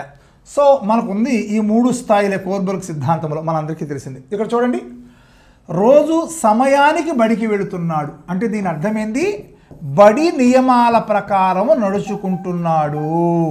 అలా నడుచుకోకపోతే ఈ బడి అనే సంస్థ అతన్ని నెట్టివేస్తుంది బయటికి. అంటే సామాజిక నియమాలు, సంస్థల నియమాలకు అనుగుణంగా వ్యక్తి నడుచుకోవడం ఎందుకయ్యా అంటే సంస్థ నిరాదరణకు గురి కాకుండా, సామాజిక తిరస్కరణకు గురి కాకుండా ఉండటం కోసం ఎక్కడ నడుచుకుంటాడని చెప్పుకున్నాం మనము? సాంప్రదాయ స్థితి, సాంప్రదాయం, పూర్వ సాంప్రదాయ స్థాయి, సాంప్రదాయ స్థాయి, ఉత్తర సాంప్రదాయ స్థాయి. పూర్వ సాంప్రదాయంలో శిక్షకు భయపడి లేదా బహుమతులకు ఆశపడి, ఓకేనా. సాంప్రదాయాలు ఏం జరిగిపోతుంది, మంచి బాలుడు మంచి బాలిక అనిపించుకోవటం కోసం, అంటే ఇతరుల ఆక్షేపణను తప్పించుకోవటం కోసం, అలానే సామాజిక ఆక్షేపణను తప్పించుకోవడం కోసం నాలుగవది సామాజిక ఆర్డర్, సోషల్ ఆర్డర్ని పాటిస్తాడు. అంటే సామాజిక నియమాలు, సామాజిక నిబంధనలు, సంస్థ నియమాలు, సంస్థ నిబంధనలు పాటిస్తూ ఉంటుంటాడు. ఎందుకయ్యా అంటే వాటి నుంచి ఆక్షేపణను తప్పించుకోవటం కోసమే సాంప్రదాయ పద్ధతిలో మనం నేర్చుకున్నాం, సాంప్రదాయ స్థాయిలో మనం నేర్చుకున్నాం. కాబట్టి ఆన్సర్ ఈజ్ బడి. బడి అనేది ఒక సంస్థ, సంస్థ నియమాలని, సంస్థ నిబంధనల్ని, సామాజిక నియమాలని, సామాజిక నిబంధనల్ని, వాటిని మనం సోషల్ ఆర్డర్స్ అంటుంటాం. వాటిని అన్నింటినీ పాటించే స్థాయి ఏంటిది, సాంప్రదాయ స్థాయి. దేర్ఫోర్ ఆన్సర్ ఈజ్ సాంప్రదాయ స్థాయి. నెక్స్ట్ ప్రశ్నలోకి వెళ్ళిపోదాం.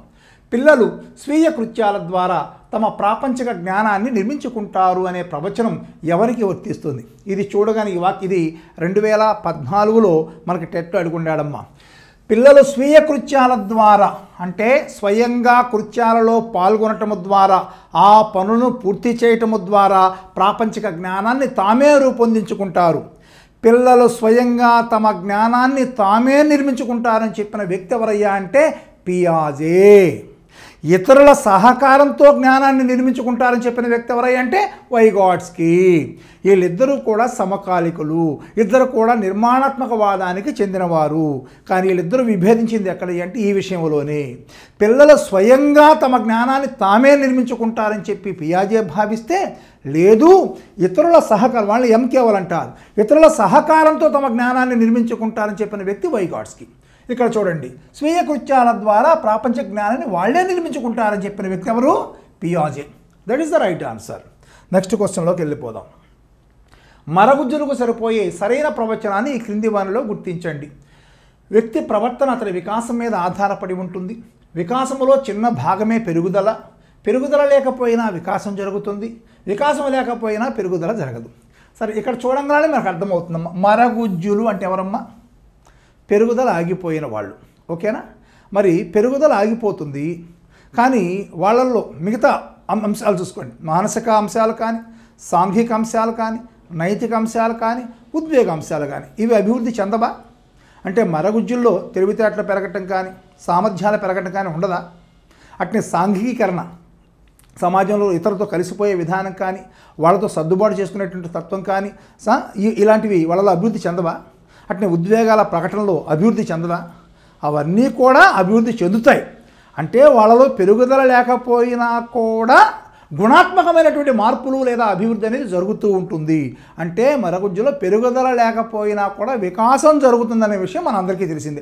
ఆ వాక్యం ఎక్కడుందో మనం గుర్తుపట్టడమే. ఇక్కడ చూడండి, పెరుగుదల లేకపోయినా కూడా వికాసము జరుగుతుంది, స్పష్టంగా మనకు కనిపిస్తుంది.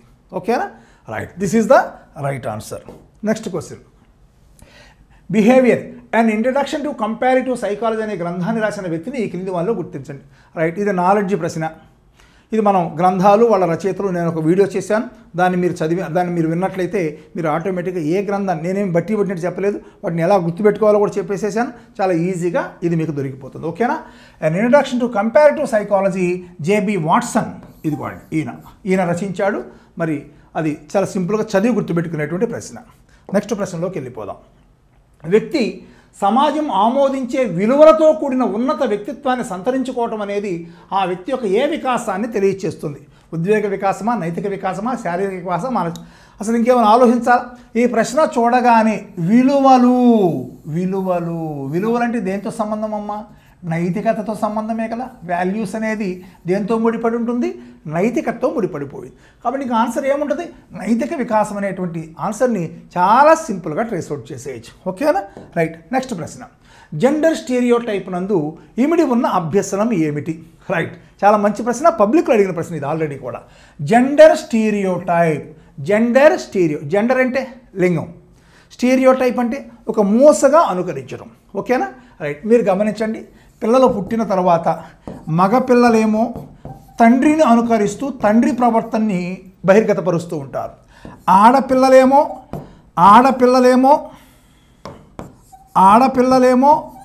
తల్లిని పరిశీలిస్తూ తల్లి ప్రవర్తన అనుకరిస్తూ ఉంటుంటారు.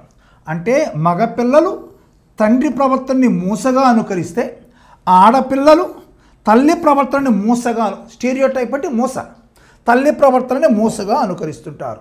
దీన్నే మనం ఏమంటున్నామయ్యా అంటే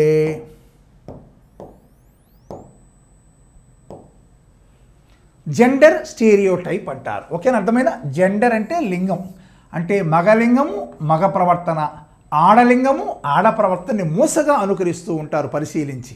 ఓకేనా, చూడండి, ఆడపిల్లలేమో అమ్మలాగే నీళ్ళు పోసుకోవటం, బొట్టు పెట్టుకోవటం, కాటుకు పెట్టుకోవటం, అలాగే అలంకరణ చేసుకోవడం చేస్తారు.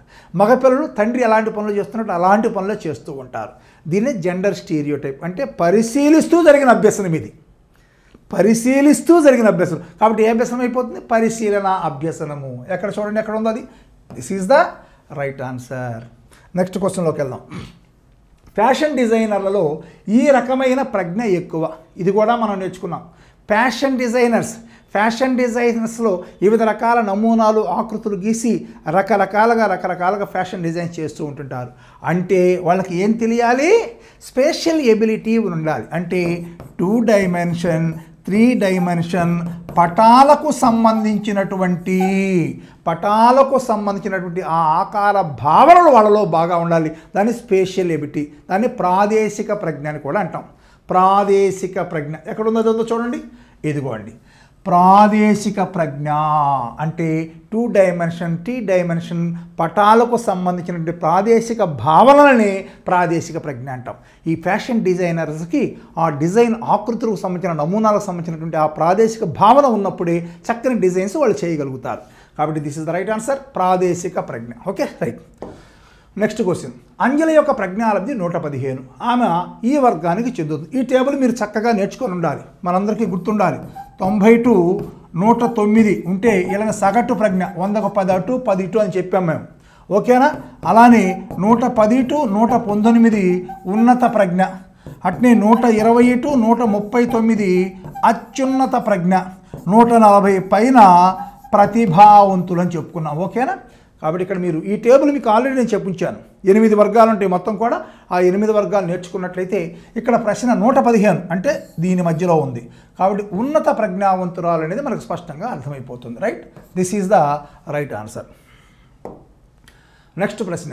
వ్యక్తంతర భేదాలు గుర్తుందా? వైయక్తిక భేదాలు 2 రకాలు. ఒకటేమో వ్యక్తి అంతర భేదాలు, ఇంకొకటేమో వ్యక్తి అంతర్గత భేదాలు. ఓకేనా? వ్యక్తంతరం అంటే అర్థం ఏమిటి? వ్యక్తికి అంతరం అని అర్థం ఇక్కడ. అంటే వ్యక్తికి మధ్య వివిధ అంశాలలో ఉండేటువంటి భేదాలని లేదా వ్యక్తంతర భేదాలు అంటారు. వ్యక్తంతర్గతము అంటే ఒకే వ్యక్తిలో ఉండేటువంటి 2 అంశాల మధ్య భేదాలు, 2 సామర్థ్యాల భేదాలు, 2 అభిరుచుల మధ్య భేదాలు, 2 వైఖరుల మధ్య భేదాలు, ఏదైనా కావచ్చు. ఒకే వ్యక్తిలో 2 అంశాల మధ్య భేదాలు ఉంటేనేమో వ్యక్తి అంతర్గత భేదాలు అంటారు. వ్యక్తికి మధ్య వివిధ అంశాల్లో ఉండే భేదాలనేమో వ్యక్తి అంతర భేదాలు అంటారు. ఇక్కడ చూడండి, వ్యక్తంతర భేదాలు అనగానే వ్యక్తికి మధ్య భేదాలు అనే మాట మీకు ఐడియా రావాలంతే. అటువంటి వాక్యం ఎక్కడ ఉందో చూడండి. ఇక్కడ ఒకే వ్యక్తి వివిధ సన్నివేశాల్లో పాల్గొనటం, వ్యక్తుల ప్రవర్తన సన్నివేశాలకు సంబంధం లేకుండటం, వివిధ వ్యక్తులు ఒకే సన్నివేశంలో వివిధ రకాలుగా ప్రవర్తించడం. చూసారా, గమనించారా? వివిధ వ్యక్తులు వివిధ రకాలుగా ప్రవర్తించడం. సన్నివేశం ఒకటే, వివిధ వ్యక్తులు వివిధ, అంటే వ్యక్తికి మధ్య ఒకే సన్నివేశంలో ప్రవర్తనలో తేడా ఉంది. వాటిని మనం వ్యక్తంతర భేదాలుగా గుర్తించవచ్చు. So this is the right answer అని మనం చెప్పుకోవచ్చు. నెక్స్ట్ 11వ ప్రశ్న. ప్రయోగ పద్ధతి ఈ క్రింది సందర్భంలో ఉపయోగపడుతుంది. ఆప్షన్ 1. యుద్ధాలు జరిగినప్పుడు వ్యక్తుల ప్రవర్తన తెలుసుకోవడానికి, బహుమతులకు విద్యార్థుల సాధనకు సంబంధం ఉందని తెలుసుకోవడానికి, ఒక వ్యక్తి నుండి విస్తృత సమాచారం తెలుసుకోవడానికి, అడవిలో జంతువుల ప్రవర్తన తెలుసుకోవడానికి. రైట్, ఇక్కడ మనం చూసినట్టు ప్రయోగ పద్ధతి అంటేనే నియంత్రించిన పరిస్థితుల్లో జరిగేది. ఓకేనా? కంట్రోల్డ్ సిచ్యువేషన్స్, నియంత్రించిన పరిస్థితుల్లో జరిగేది ప్రయోగ పద్ధతి. ఓకేనా? అంటే ఏదైనా ఒక ఉద్దీపన ప్రవేశపెట్టి ఆ ఉద్దీపన వల్ల వ్యక్తి ప్రవర్తనలో మార్పు వస్తుందో లేదో తెలుసుకుంటాం. ఉద్దీపనకు ప్రతిస్పందనకు మధ్య సంబంధాన్ని తెలుసుకుంటాం. కారణానికి ఫలితానికి మధ్య సంబంధాన్ని తెలుసుకుంటాం. అది ప్రయోగ పద్ధతి. ఇక్కడ యుద్ధాలు జరిగినప్పుడు యుద్ధాల ప్రయోగశాల మనం సృష్టించగలుగుతామా? సో ఇది అసలు ఆప్షనే కాదు. ఒక వ్యక్తి నుండి విస్తృత సమాచారం తెలుసుకోవడానికి ప్రయోగ పద్ధతిలో మనం విస్తృత సమాచారం తెలుసుకుంటామా? ఈ ఒక వ్యక్తి నుండి విస్తృత సమాచారం తెలుసుకునే పద్ధతి ఏమిటి? పరిపృచ్ఛ పద్ధతి, ఇంటర్వ్యూ పద్ధతి అంటాము. కాబట్టి ఇది కూడా కాదు. అడవిలో జంతువుల ప్రవర్తన తెలుసుకోవడానికి ఇది పరిశీలన, సహజ పరిశీలన కదా అడవిలో జంతువుల ప్రవర్తన. ఇక మిగిలింది అది ఒక్కటే. ఇది బహుమతులకు విద్యార్థుల సాధనకు సంబంధం ఉందా లేదా అని తెలుసుకోవటం. ఈ 4 బెస్ట్ ఆప్షన్ ఏంటంటే ఇది ఇక్కడ ఓకే, అంటే ఏవైనా బహుమతులు ప్రవేశపెట్టినప్పుడు విద్యార్థుల యొక్క సాధనలో ఏమన్నా మార్పు వస్తుందా అని ప్రయోగపూర్వకంగా ఉపాధ్యాయుడు తెలుసుకోవచ్చు. ఓకేనా? కాబట్టి ప్రయోగ పద్ధతి ఈ సందర్భంలో ఉపయోగపడుతుంది అనేది మనకు స్పష్టంగా అర్థమైపోతుంది. నెక్స్ట్, ఉద్యోగం రాలేదా అని అడిగితే అది చిన్న ఉద్యోగం, అందుకే నేను పెద్దగా పట్టించుకోలేదని సమర్థించుకోవడం. అసలు గుర్తుపెట్టుకోవడం, సమర్థించుకోవడం అనే మాట కనిపించగానే గుర్తుపట్టాల్సిన అంశం హేతుకీకరణము. ఇవి కూడా 4 ఉన్నాయి: నిరాకరణము, హేతుకీకరణము, ప్రక్షేపణము, బౌద్ధికీకరణం. ఓకేనా? ఇక్కడ చూడండి, ఉద్యోగం రాలేదా అని అడిగితే ఇక్కడ చిన్న చిన్న కారణాలతో తన యొక్క లోపాన్ని సమర్థించుకున్నాడు, తన అపజయాన్ని, తన వైఫల్యాన్ని సమర్థించుకున్నాడు. ఏమని చెప్పాడు చూసావా? కుంటి సాకంటాం. హేతుకీకరణాన్ని కుంటి సాకని కూడా చెబుతాం. అది చిన్న ఉద్యోగం, అందుకే నేను పెద్దగా పట్టించుకోలేదు, అందుకే నేను పెద్దగా ప్రిపేర్ కాలేదు, అందుకే నేను పెద్ద చదవలేదు అనే టైపులో చెప్పుకుంటూ వచ్చాడు. అంటే అహేతుకమైనటువంటి కారణాలు చెప్పేసేసి తన వైఫల్యాన్ని సమర్థించుకున్నాడు. ఇలా వైఫల్యాన్ని సమర్థించుకోవటాన్ని ఏమంటామంటే హేతుకీకరణం అని అంటాం.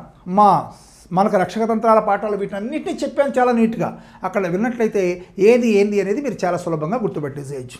నెక్స్ట్, ఈ గ్రంథి పనితీరు సరిగా లేకపోతే మరగుజ్జుతనము ఏర్పడిపోతుంది. రైట్, గుర్తొచ్చిందా మీకు?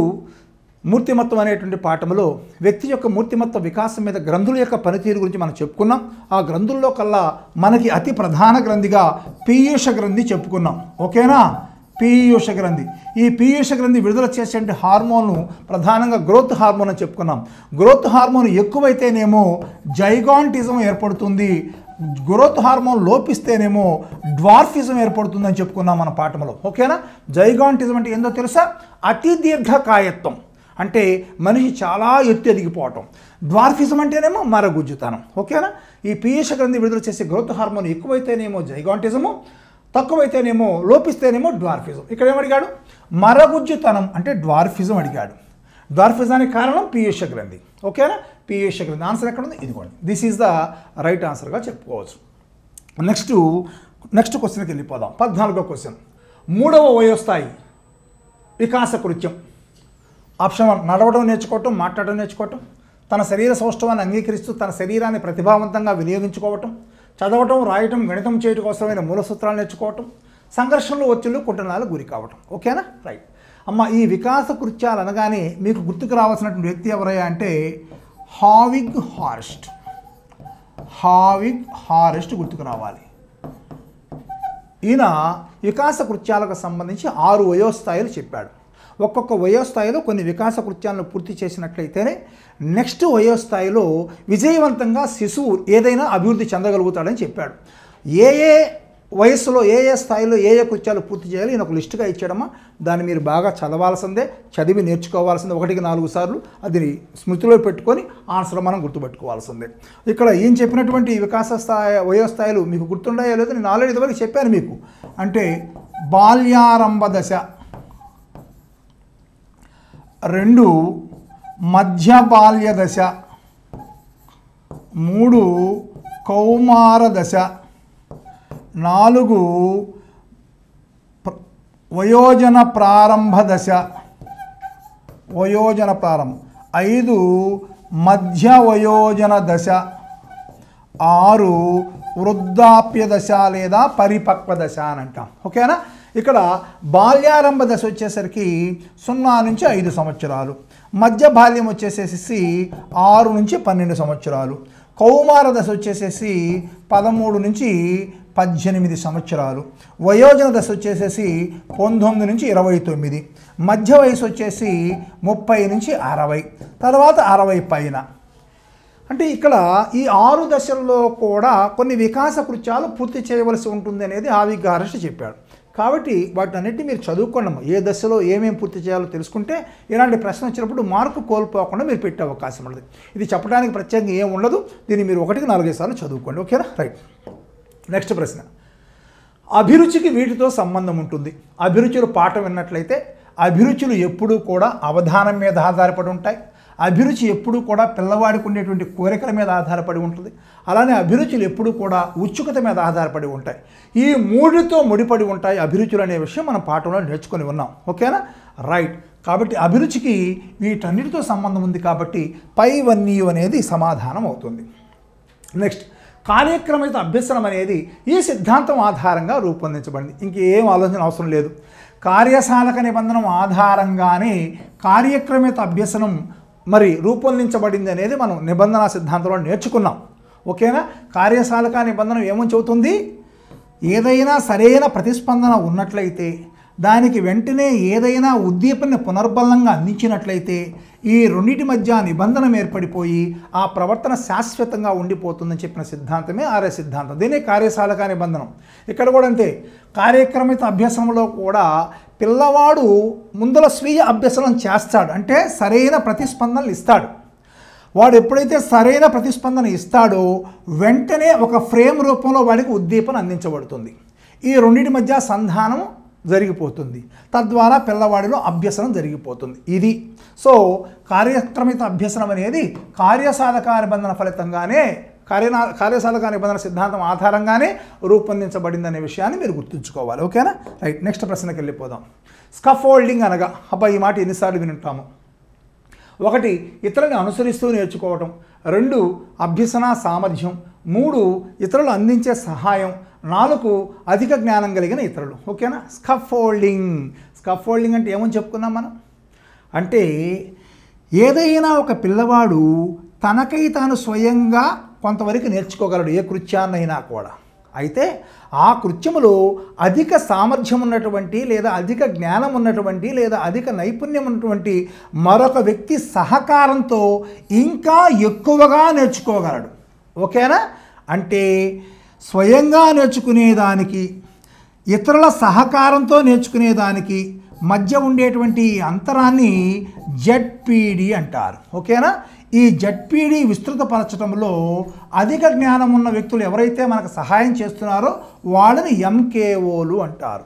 ఈ ఎంకేఓలు అందించేటువంటి శిక్షణ లేదా మార్గదర్శకత్వాన్ని లేదా సహాయాన్ని మనం ఏమంటున్నామయ్యా అంటే స్కాఫోల్డింగ్ అంటారు. ఓకేనా? అది కాబట్టి స్కాఫోల్డింగ్ అంటే ఏమిటి? ఇతరులు అందించేటువంటి సహాయం. ఆ ఇతరులు అంటే ఎవరు? ఎంకేఓలు. ఈ ఎంకేఓలు అందించేటువంటి ఆ శిక్షణ లేదా మార్గదర్శకత్వము లేదా సహాయాన్నే మనం ఏమంటామయ్య అంటే స్కాఫోల్డింగ్ అని అంటారు. Okay? Right. So this is the right answer. Next క్వశ్చన్లోకి వెళ్దాం. పావలో ప్రయోగములో గంట శబ్దం అనేది. ఓకేనా? ఇంకా మీకు ఏం ఆలోచన? పావలో ప్రయోగములో కుక్కకి పెట్టేటువంటి ఆహారం, ప్రతి జీవికి కూడా ఆహారం అనేది సహజ ఉద్దీపన అయిపోతుంది. సహజ ఉద్దీపన. అయితే ఈ ప్రయోగంలో మీకు ఏం చేశాడు ఆయన? ఒక గంట మ్రోగించేవాడు, ఆహారాన్ని అందించేవాడు. ఓకేనా?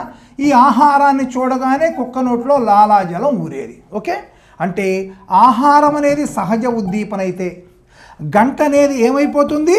నిబంధిత ఉద్దీపన అయిపోతుంది లేదా అసహజ ఉద్దీపన అయిపోతుంది. ఓకేనా? ఈ అసహజ ఉద్దీపనతో సహజ ఉద్దీపన సంసర్గం చేసి ఈ సహజ ఉద్దీపనకు వచ్చే ప్రతిస్పందనని ఈ అసహజ ఉద్దీపన కూడా తెప్పించగలిగాడమ్మా. అదే నిబంధన అభ్యసనం. యాక్చువల్గా అయితే గంటకు లాలాజలం రాదు ఏ కుక్కలో కూడా, ఏ జీవిలో కూడా. కానీ సహజ ఉద్దీపనతో సంసర్గం చేయటం వల్ల ఈ రెండింటి మధ్య నిబంధన ఏర్పడిపోయి ఆహారానికి రావాల్సిన లాలాజలం గంటకు కూడా వచ్చేస్తూ ఉండేది. అంటే ఈ గంట అనేది ఒక అసహజ ఉద్దీపన లేదా నిబంధిత ఉద్దీపన అంటారు. ఓకేనా? Therefore this is the right answer అయిపోతుంది. ఓకే? రైట్. Next question. ఈ క్రింది వాటిలో పాఠశాల అభ్యసన కారకం కానిది. ఓకేనా? అభ్యసనంపై ప్రభావం చూపే కారకాలు వ్యక్తిగత శారీరక కారకాలు, వ్యక్తిగత మానసిక కారకాలు, గృహ కారకాలు, పాఠశాల కారకాలు మరియు మరి 4వది సామాజిక కారకాలు. ఓకేనా? అవి మనం చదువుకున్నాం మనం యాజిటీగా. ఇక్కడ చూడండి, పాఠశాల అభ్యసన కారకం కానిది. పాఠశాల భవనం, రైట్, ఫిజికల్ ఇన్ఫ్రాస్ట్రక్చర్ అంతా కూడా పాఠశాల కారకంలోనిది. ఉపాధ్యాయ విద్యార్థి నిష్పత్తి, డెఫినెట్లీ ఇది కూడా పాఠశాల కారకమే. ఓకేనా? తర్వాత ఉపాధ్యాయుల సంబంధాలు అంటే విద్యార్థులతో ఉండేటువంటి సంబంధాలు, ఇది పాఠశాల కారకమే. స్వీయ క్రమశిక్షణ, మరి ఇది పాఠశాలకు సంబంధించిన అంశం కాదు. స్వీయ క్రమశిక్షణ అంటే వ్యక్తిగతానికి సంబంధించిన అంశం, ఇది పాఠశాల కారకం కానే కాదు. Therefore this is the right answer అయిపోతుంది. ఇది విచక్షణతో పెట్టేటువంటి ప్రశ్న. నెక్స్ట్, ధారణ్డేక్ ఈ నియమానికి అధిక ప్రాధాన్యత ఇచ్చాడు. ధారణ్డేకు అసలు సిద్ధాంతం ఏంది? ఆయన సిద్ధాంతం యత్నదోష అభ్యసన సిద్ధాంతం. ఓకేనా? ఈ ధారణ్డేక్ యత్నదోష అభ్యసన సిద్ధాంతంలో ప్రధానంగా 3 నియమాలు చెప్పాడు. ఒక నియమమేమో సంసిద్ధతా నియమం, ఇంకొక నియమేమో అభ్యాస నియమం, ఇంకొక నియమేమో ఫలిత నియమం. అయితే మీరు గుర్తుపెట్టుకోండి, ధారణలేఖ నియమాలన్నింటిలో కల్లా అత్యంత ప్రాధాన్యత ఇచ్చిన నియమం ఏంటిది అంటే ఫలిత నియమమే ఇచ్చాడు. ఎందుకు ఇచ్చాడయ్యా అంటే, ఏదైనా కూడా ఏ మనిషి అయినా కూడా ఫలితాలను ఆశించే ఏ పనైనా చేస్తాడు. ఈ ఫలితాలను ఆశించినప్పుడు దాన్ని నేర్చుకోవాలనే సంసిద్ధత, దాన్ని ప్రాక్టీస్ చేయాలనే ఆలోచన కూడా వ్యక్తికి ఉంటాయి. అంటే సంసిద్ధత కానీ అభ్యాసం కానీ రెండు కూడా దేని మీద ఆధారపడి ఉంటుంది? ఫలితం మీదే ఆధారపడి ఉంటుంది. ఫలితాలు సానుకూలంగా ఉంటే దాని పట్ల సంసిద్ధత కనపరుస్తాడు, దాన్ని ఎక్కువసార్లు అభ్యాసం చేస్తాడు. ఫలితాలు ప్రతికూలంగా ఉంటే దాని పట్ల సంసిద్ధత వ్యక్తపరచడు, దాని అభ్యాసం చేయడు. అంటే సంసిద్ధత అభ్యాసం రెండూ కూడా ఫలితం మీదే ఆధారపడి ఉంటాయి. అందుకని ధారణకు అధిక ప్రాధాన్యత దేనికి ఇచ్చాడు అంటే ఫలిత నియమానికి ఇచ్చాడనే విషయాన్ని గుర్తుపెట్టుకోండి. ఇది పాత పుస్తకాల్లో ఎక్కడో ఒకటి ఆరా పుస్తకం సంసిద్ధత నియమాన్ని ఇచ్చాడమ్మా, అది తప్పిది. This is the right answer. ఫలిత నియమం అనేది ఎక్కువ అన్ని పుస్తకాలు ఇదే ఉంటుంది, ఇంటర్నెట్లో కూడా ఇదే ఉంటుంది, రైట్. మరి ఫలిత నియమం అనేది రైట్ ఆన్సర్, దీన్ని రైట్ చేసుకోండి. నెక్స్ట్ క్వశ్చన్లోకి వెళ్ళిపోదాం. క్రింది వానిలో బోధన చేసేటప్పుడు జరిపే మూల్యాంకన విధానం, ఇందాక మోడల్ పేపర్లో ఒకటి చెప్పుకున్నాం మనకు రెండు ఉంటాయి, FA SA, formative assessment and summative assessment అని చెప్పుకున్నాం. దీన్ని నిర్మాణాత్మక మూల్యాంకనము, దీన్ని సంకలన మూల్యాంకనం అని చెప్పుకున్నాం, ఓకేనా. ఈ ఎఫ్ఏ అనేది దేనికోసం? అభ్యసన కొరకు మూల్యాంకనంగా చెప్పుకున్నాం. దీన్నేమో అభ్యసన యొక్క మూల్యాంకనంగా చెప్పుకున్నాం. ఈ ఎఫ్ఏ లేదా అభ్యసన కొరకు మూల్యాంకనం అనేది అభ్యసనము జరుగుతూ ఉన్నప్పుడు జరిపే మూల్యాంకనం. అంటే కూర వండుతూ ఉన్నప్పుడు దాని రుచి చూస్తూ అవసరమైతే కొంత ఉప్పు ఎక్కువ వేసుకోవటం, అవసరమైతే కొంచెం చింతపొడి తగ్గించుకోవటం, లేకపోతే కొంచెం పప్పులు ఎక్కువ వేసుకోవటం, కాస్త నీళ్లు తక్కువ, ఇలాంటివి చేస్తూ ఉంటాం. ఇది అభ్యసన కొరకు, ఓకేనా. ఇక రెండవది అభ్యసన యొక్క, అంటే అభ్యసనము పూర్తయిన తర్వాత కొంతకాలము తర్వాత అభ్యసనాన్ని పరీక్షించే విధానం. అంటే కూర పూర్తిగా చేయటం అయిపోయిన తర్వాత ఉప్పు ఎక్కువ ఉందా, తక్కువ ఉందా, నీళ్ళు అయిందా, గట్టిగా ఉందా చూసుకోవటం లాంటిది ఇది, ఓకేనా. కాబట్టి ఇక్కడ అడిగిన ప్రశ్న ఏంది? బోధన చేసేటప్పుడు జరిపే మూల్యాంకనము అంటే అభ్యసన జరుగుతూ ఉన్నప్పుడు జరిగే మూల్యాంకనం ఏమైపోతుంది? ఇక్కడ మనకి ఏమని చెప్పుకున్నాం మనం? ఎఫ్ఏ. ఎఫ్ఏ అంటే నిర్మాణాత్మక మూల్యాంకనము. This is the right answer, okay, right. Next క్వశ్చన్లోకి వెళ్ళిపోదాం. ఉపాధ్యాయుల మెప్పు పొందడం కోసం విద్యార్థి రోజు అందరికంటే ముందు బడికి వెళ్ళటం, రైట్. బహిర్గత ప్రేరణ, సాధనా ప్రేరణ, సహజ ప్రేరణ, అంతర్గత ప్రేరణ, ఓకేనా, రైట్. గుర్తుపెట్టుకోండి, ఇతరుల కోసం ఒక పని చేయాలని మనం ప్రేరేపినట్లయితే, ఇతరుల ప్రమేయం మన ప్రేరణలో ఉన్నట్లయితే అదేమైపోయింది చెప్పుకున్నాం మనం? బహిర్గత ప్రేరణ. ఇందాక కూడా చెప్పుకున్నాం మనం, ఓకేనా. కాబట్టి ఇక్కడ ఆన్సర్ ఈజ్ బహిర్గత ప్రేరణ అనేది మనం చెప్పుకోవచ్చు. అలా కాకుండా విద్యార్థి తన సంతృప్తి కోసమో తన ఆనందం కోసమో ప్రతిరోజు కూడా మొట్టమొదటి బెల్లుకే బడికి వెళ్తున్నాడంటే అది అంతర్గత ప్రేరణ అవుతుంది. కానీ ఇక్కడ ఉపాధ్యాయుని మెప్పు పొందడం కోసం పోతున్నాడు కాబట్టి అది బహిర్గత ప్రేరణగా మనం చెప్పుకోవచ్చు. నెక్స్ట్ ధారణ అంటే, రైట్, మనం చెప్పుకున్న సింపుల్ మాట. ధారణ అంటే నిలుపుదల. అంటే మనం ఏదైనా ఒక విషయాన్ని ఎంత కాలము ఎంత శాతము మనం నిల్వ చేసుకోగలుగుతాం అనేటువంటి ఆ మానసిక శక్తిని ధారణ అంటాం. మనం నేర్చుకున్నాం దాన్ని యాజిటీస్గా, అది ఎక్కడ కనిపిస్తుంది? ఇదిగోండి, మనం నేర్చుకున్న విషయాలు ఎంత శాతం మన మనసులో నిలిచి ఉంటుందో తెలియజేసేదే ధారణ. This is the right answer, ఇంకేం ఆలోచన అవసరం లేదు. నెక్స్ట్ ఆర్టీఈ 2009 ప్రకారం విద్యార్థులకు సమకూర్చవలసినది. ఇది మీరు ఆర్టీఈ చట్టం చదవాల్సిందే, ఓకేనా. ఎన్నిసార్లు విన్నా మీరు బాగా చదువుకొని గుర్తుపెట్టుకోవాలి. శిక్షణ పొందిన ఉపాధ్యాయుడు, right, this is the right answer. ప్రకారం విద్యార్థులకు సమకూర్చవలసినది. శిక్షణ పొందిన ఉపాధ్యాయుడు ఎవరైనా ఉపాధ్యాయుడు, ఏదో ఒక ఉపాధ్యాయుడు అంటంలా మన చట్టం ఏం చెబుతుందంటే తప్పనిసరిగా ట్రైనింగ్ పొంది ఉండాలి. నెక్స్ట్ సహాయక ఉపాధ్యాయుడు, విద్యార్థులు కోరిన ఉపాధ్యాయుడు, ఈ మూడు తప్పే. ఓన్లీ శిక్షణ పొందిన ఉపాధ్యాయుడే ఉండాలి, ఓకేనా. ఒకవేళ శిక్షణ పొందిన ఉపాధ్యాయుడు నియమించబడి ఉన్నట్లయితే తప్పనిసరిగా 2 సంవత్సరాల్లో మళ్ళీ ఆ ఉపాధ్యాయుడు ఎట్టి పరిస్థితుల్లో కూడా శిక్షణ పూర్తి చేసి ఉండాల్సిందని చెప్పింది ఆర్టీఈ చట్టం, ఓకేనా, రైట్.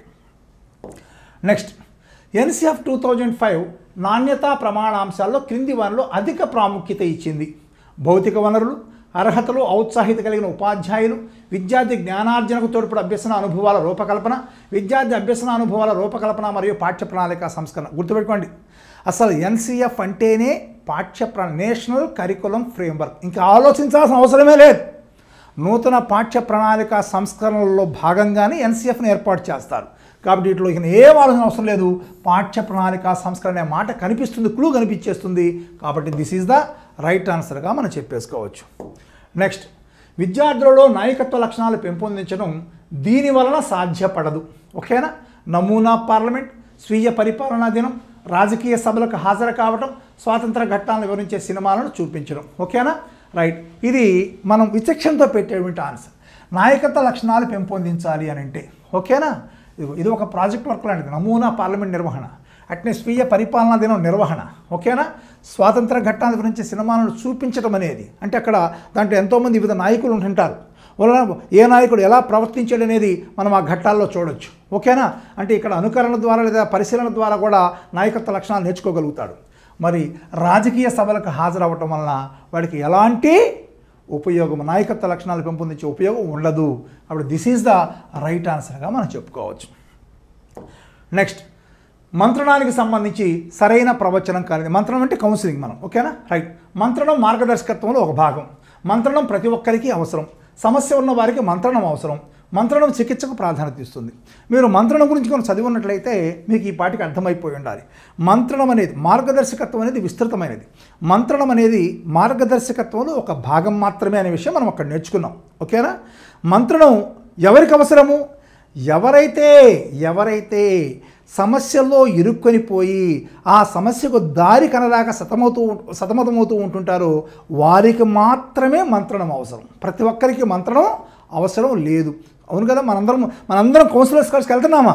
వెళ్ళటం వల్ల కేవలం ఎవరైతే సమస్యలతో సతమతమవుతూ దారి తోచక దిక్కు తోచని స్థితిలో ఉంటారో అలాంటి వారికే మంత్రణం అవసరం. కాబట్టి ఈ పాయింట్ని ఆధారం చేసుకొని ఇక్కడ ఆన్సర్ ఏమైపోతుంది?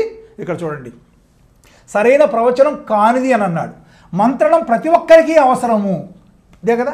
మంత్రణం ప్రతి ఒక్కరికి అవసరం లేదు. ఎవరికి అవసరము? ఎవరైతే సమస్యతో బాధపడుతూ ఉన్నారో, ఎవరైతే సమస్యకు పరిష్కారం కానరాక సతమతమైపోతున్నారో వారికి మాత్రమే మంత్రణం అవసరం. కాబట్టి ఇది రైట్ ఆన్సర్గా మనం గుర్తుపట్టవచ్చు. నెక్స్ట్ క్వశ్చన్కి వెళ్ళిపోదాం. ఆటల్లో రాణించే విరాట్ కోహ్లీ లాంటి వారిలో అభివృద్ధి చెందినటువంటి రంగం. ఆటల్లో రాణించే విరాట్ కోహ్లీ లాంటి వారిలో అభివృద్ధి చెందిన రంగం. ఓకేనా? ఆటల్లో రాణించినటువంటి ఆటలు అంటే ఏంటివమ్మా? మోటార్ స్కిల్, ఇది చలన కౌశలాలు. ఓకేనా? రైట్. అంటే చలన కౌశలాలకు సంబంధించిన రంగం ఏమిటి? ఇంకేం ఆలోచన అవసరం, మానసిక చలనాత్మక రంగము. ఓకేనా? రైట్. నెక్స్ట్ క్వశ్చన్లోకి వెళ్ళిపోదాం. లక్ష్మణ్ పరుగు పందెంలో పాల్గొనాలి అనుకున్నాడు. అతని కాలు బెణికింది. అతను ఎదుర్కొంటున్నటువంటి ఆటంకం ఏమిటి? రైట్. ఆటంకాలు చూడండి. భౌతిక ఆటంకాలు, సామాజిక ఆటంకాలు, శారీరక ఆటంకాలు. భౌతిక ఆటంకాలు అంటే ఏంటి?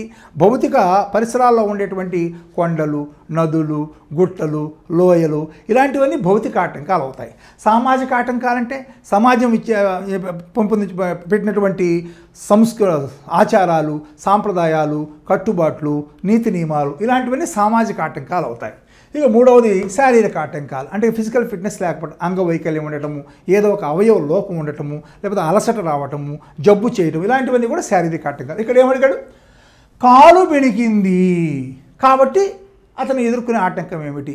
అది ఫిజికల్లే కదమ్మా, ఫిజికల్ లోపమే కదా ఇది కాలు బెనకటం అనేది.